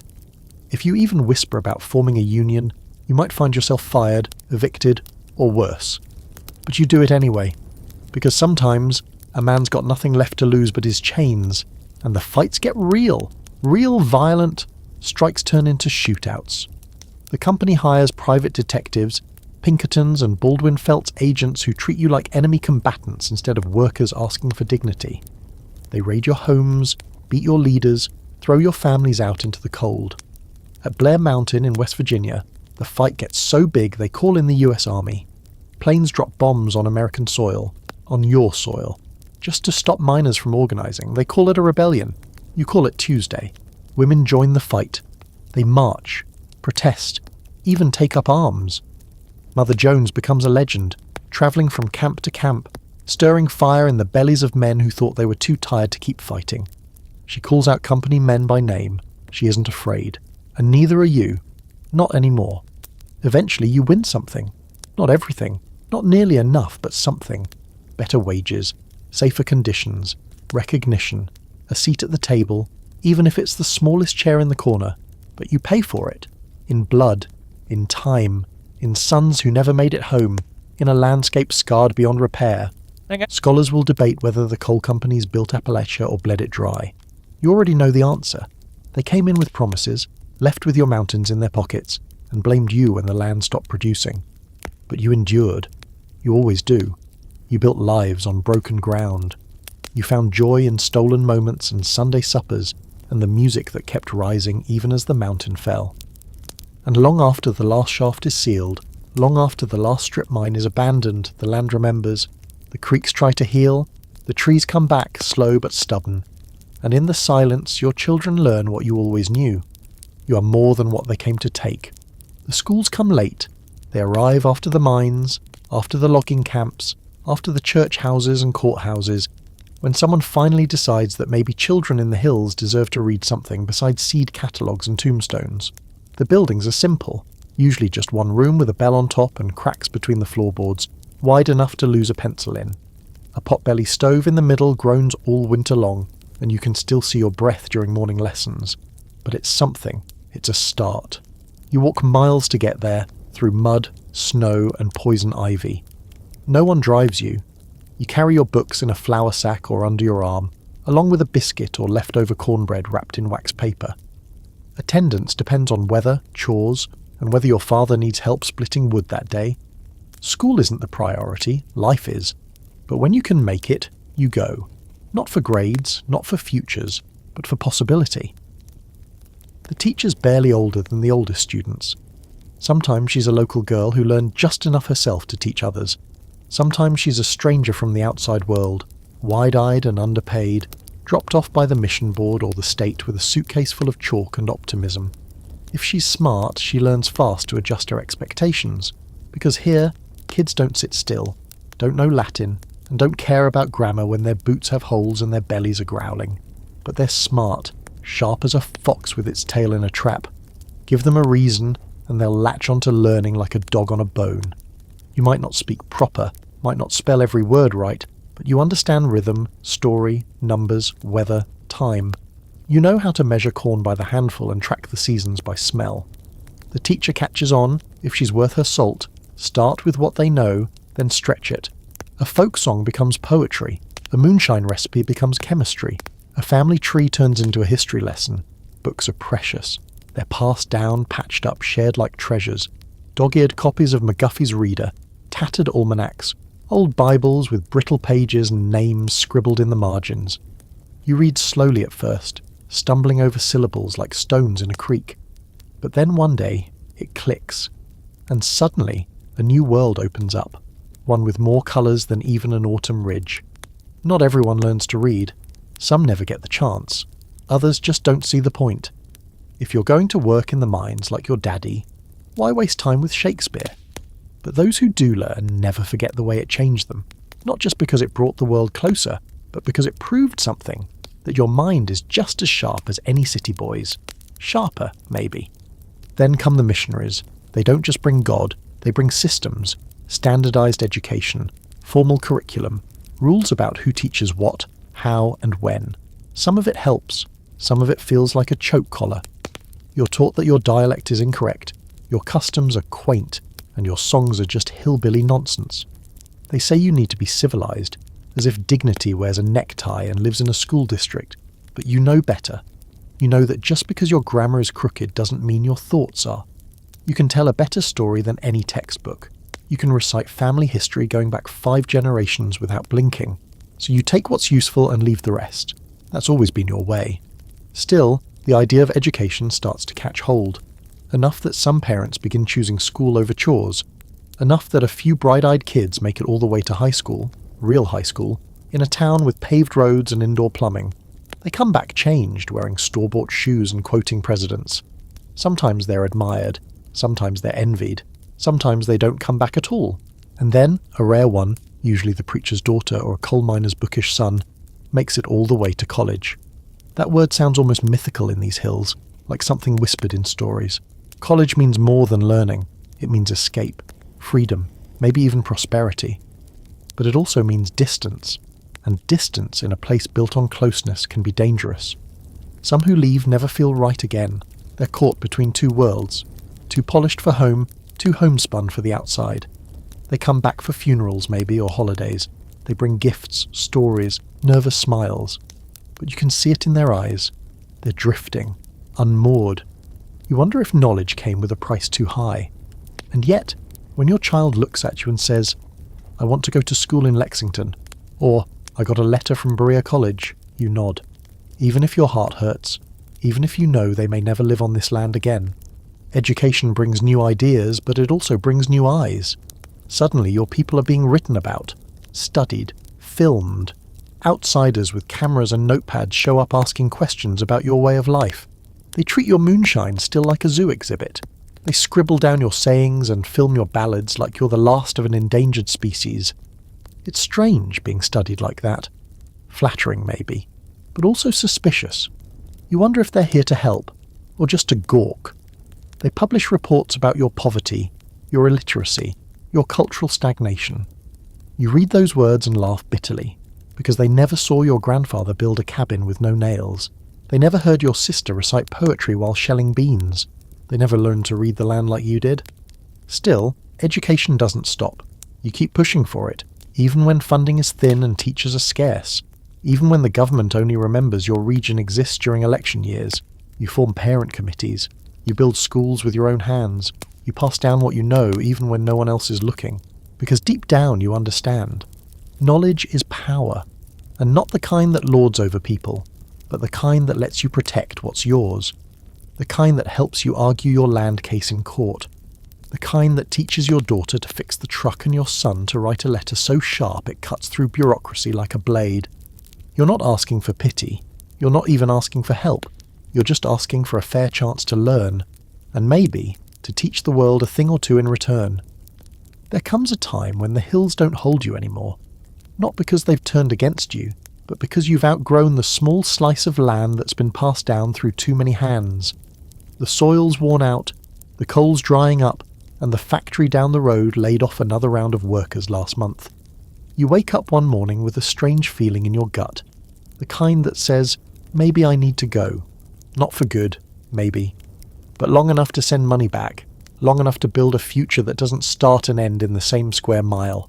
So you pack what little you have, maybe just a duffel, maybe just courage, and you follow the trail that others from your ridge have already carved.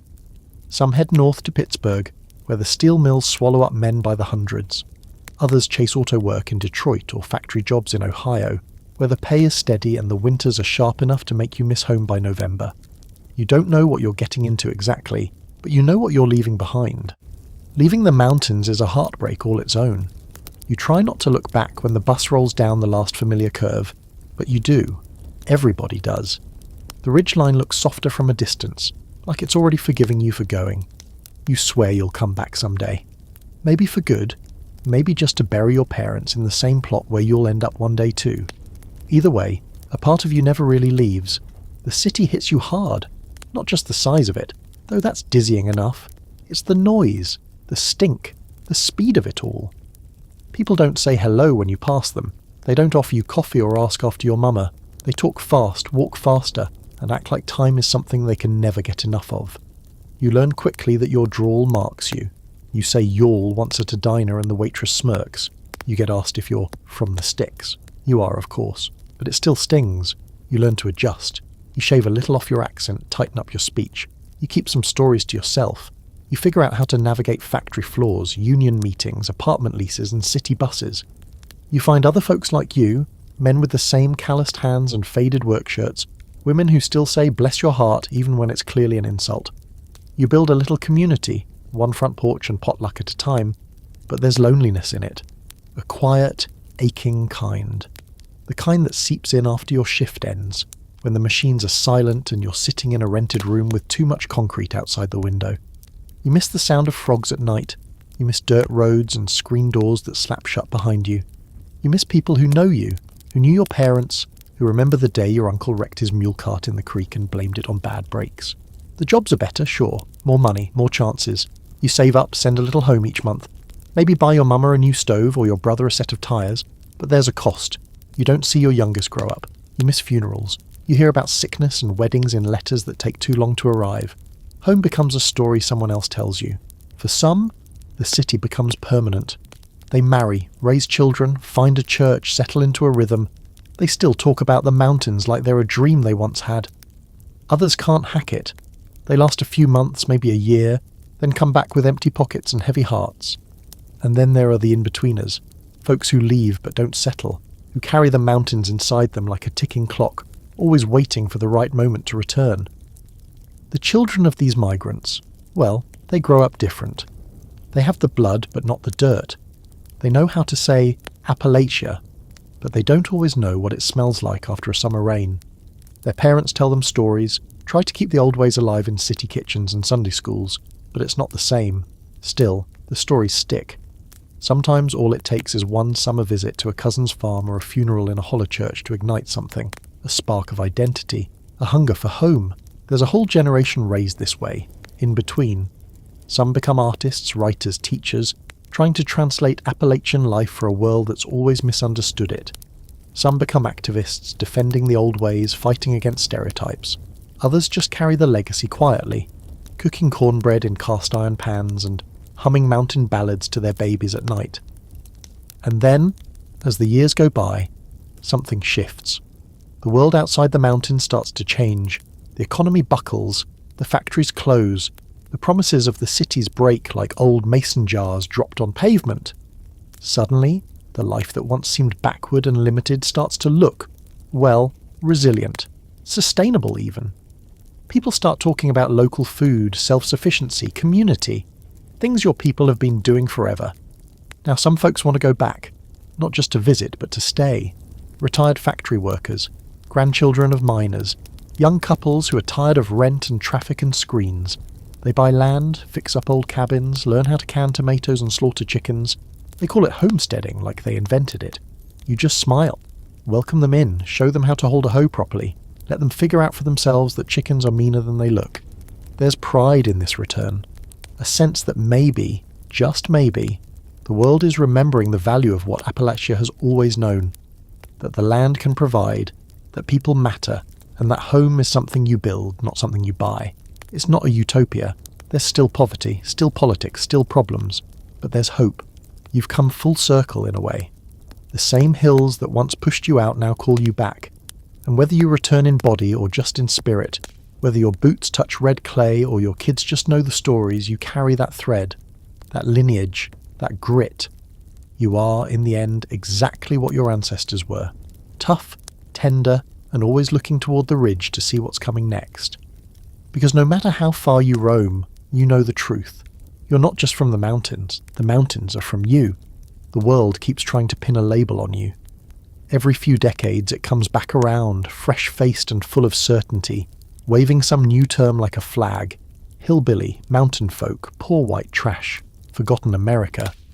They say it like they're doing you a favour, like reducing generations of history, hardship and culture down to one tidy phrase helps anyone understand you better. But none of it sticks quite right. You're not a character in their stories. You're the whole story they don't have the guts to write. The term hillbilly is the one that lasts. It shows up in newspapers, then cartoons, then in black and white movies where men in floppy hats shoot at each other with flintlocks and argue over pigs. Then come the radio shows, the stage acts with fake beards and fake accents, where your world becomes a punchline. The world sees a jug with XXLX on it, a busted banjo and a barefoot child, and that's it. They think they know everything. You don't get a say in it. You're too far out, too quiet, too busy surviving to argue with Hollywood. So they make your image for you. Slack-jawed, slow-witted, dangerous or harmless depending on the scene. They don't know about the songs, the faith, the grit. They don't want to know. It's easier to mock a people than to ask why they were left behind. And the thing is, some of your own folks start believing it, internalising it, playing into it. If the world insists on calling you a hillbilly, you might as well lean into the stereotype, laugh along with it, make a little money off the caricature. That's how it spreads. Hillbilly as identity, as rebellion, as resignation. A kind of armour that looks like laughter but hides something bitter underneath. Then comes the television era, and with it shows like the Beverly Hillbillies. It's meant to be funny. Rural folk strike it rich and confuse elevators for magic boxes. America laughs. You watch too sometimes.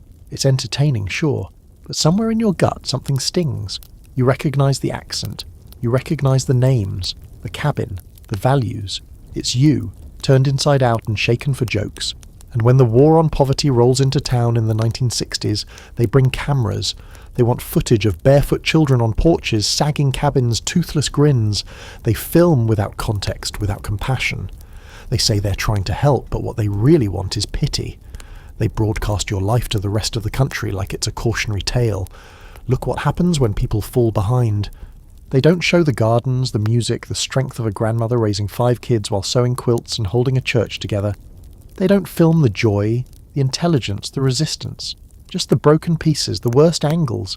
It becomes hard to look at yourself after that, like you've been tricked into shame. Still, you don't disappear. You never do. You start speaking up. Writers from the mountains begin publishing books that push back. Raw, true stories that tell it how it really is.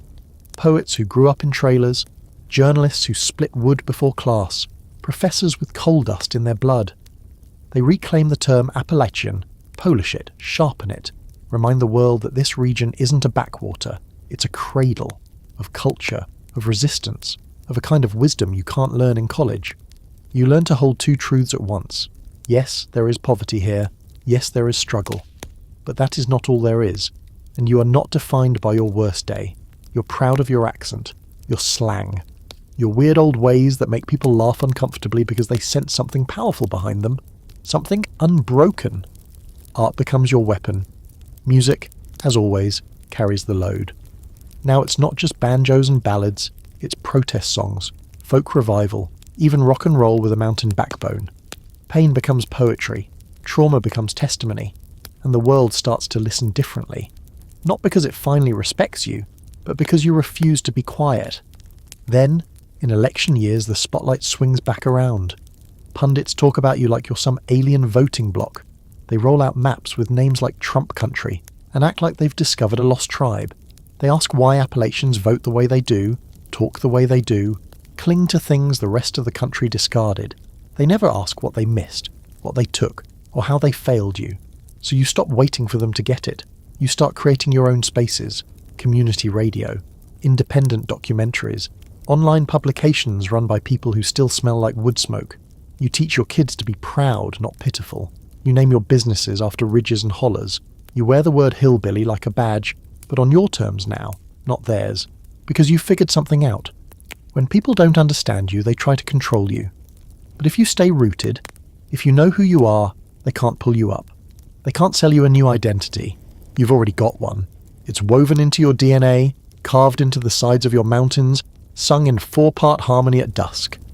The scholars keep debating Appalachian identity, whether it's fixed or flexible, cultural or economic, regional or political. You just shake your head. Let them argue. You know what it is. It's your grandmother's hands. It's your uncle's fiddle. It's the way you turn everything into a story, everything into a song. It's the space between grief and humour, between defiance and grace. You may live in a trailer, a cabin, a house with a sagging porch and a satellite dish taped to the side. But you're not backwards. You're not stuck in the past. You're carrying the past and the future too, like fire in your pocket. So let them keep guessing. Let them keep labelling. You've been misunderstood for centuries. And still, you're here. Tourists always come in the fall. That's when the leaves turn loud, like the hills are trying to outdo each other in one last shout before winter. Caravans of minivans and shiny SUVs wind up the roads that were never meant for curves taken fast, their passengers craning their necks at the trees and pointing at barns like they've never seen old wood before. They stop at overlooks, snap a few pictures, and say things like, "It's just so quaint," as if that's all this place ever was, a backdrop for their seasonal awe. You watch them from your porch, coffee in hand, pretending not to notice, but you always notice. Because they look at this land with the wonder of someone stepping into a storybook, while you know every page they skipped. The floods, the fires, the famines, the grit between the roots. They see peace, but you remember the price. Still, tourism becomes another way to survive. It starts small. Handmade signs for apple butter and jams, a few quilts hung on a fence, a teenager with a banjo playing for tips beside the general store. Then it grows. Cabins get rented out to strangers looking for authentic mountain experiences. Craft fairs pop up. Every third house becomes a country store selling things you used to give away at church socials. You don't mind, not really. You're glad to see people coming in instead of leaving. But it's strange watching your life get packaged like a souvenir. Your mother's soap recipe, your uncle's carved whistles, your cousin's molasses cookies, now wrapped in brown paper and sold under names like Appalachian Treasures or Mountain Magic. Folks don't ask where the recipe came from. They just want the taste of old-time living, minus the hardship. And then come the outsiders who don't want to visit. They want to stay. Retirees, artists, folks running from cities they swear have lost their soul. They buy land cheap, build cabins with wide decks and big windows, post about living simply, while their generator hums in the background. Some mean well. They try to join in. They come to potlucks and learn to can tomatoes and even pick up some of the dialect. Others come with opinions about how things should be, how the schools should change, how the roads should be paved and the roosters kept quiet. You've seen it before. Gentrification, they call it in the papers. In real time, it looks like a church turning into a yoga studio, a field turning into a retreat centre, a graveyard in the woods being treated like a meditation spot. You try to welcome, but you also hold tight to what's yours. There's a difference between sharing and selling out. What complicates it all is how hungry the region still is. Tourism brings money, sure, but it's uneven. The towns near the Blue Ridge Parkway boom, while hollers just a few ridges away still scrape by. Land gets bought out by developers. Jobs come, but they're seasonal, or pay just enough to keep folks broke in nicer clothes. Some places lose their soul chasing someone else's idea of charm. And then there's the strange flip of identity. The same accent that once marked you for ridicule becomes trendy when spoken by a barista in a handmade flannel. Your way of life, once mocked as backward, is now romanticised, rustic, authentic, farm to table. The same food your granny made because there wasn't anything else now shows up on city menus for $30 a plate, served with artisan vinegar and a smug smile. But it's not all bad. Some of the attention feels earned.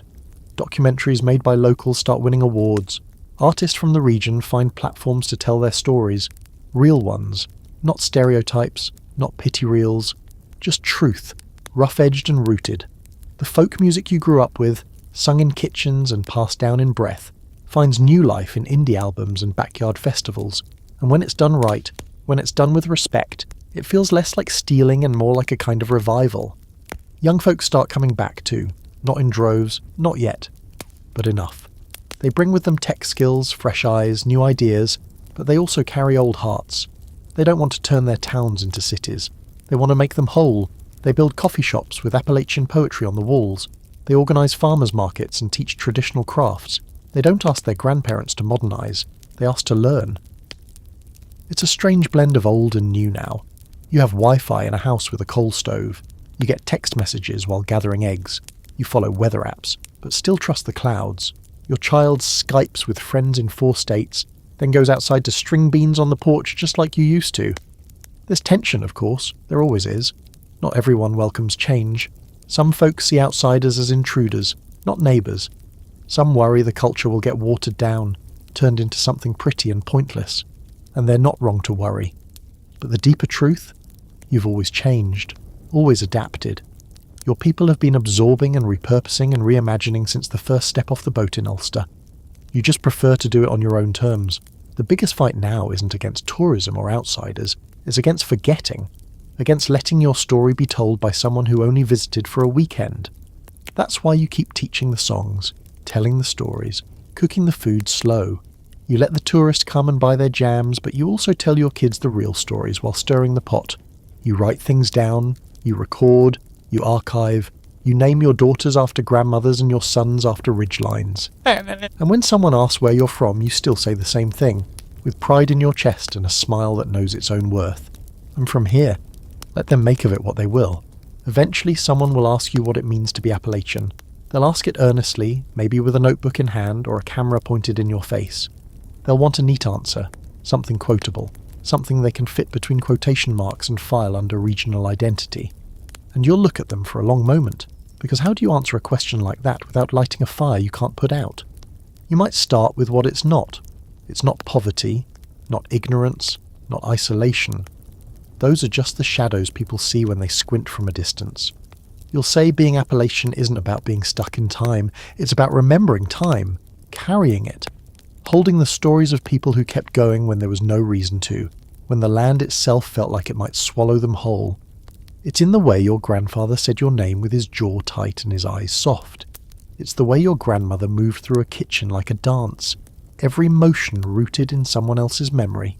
It's in the old pictures with no names written on the back, but you know who they are anyway because they look like you. You'll say it's about land, but not just owning it, knowing it. You know which trees flower first and which slope holds snow longest. You know where the deer cross, where the blackberries grow wild, and which rock to sit on when you want the world to make sense again. The land doesn't just surround you, it recognizes you. It has heard your footsteps for generations.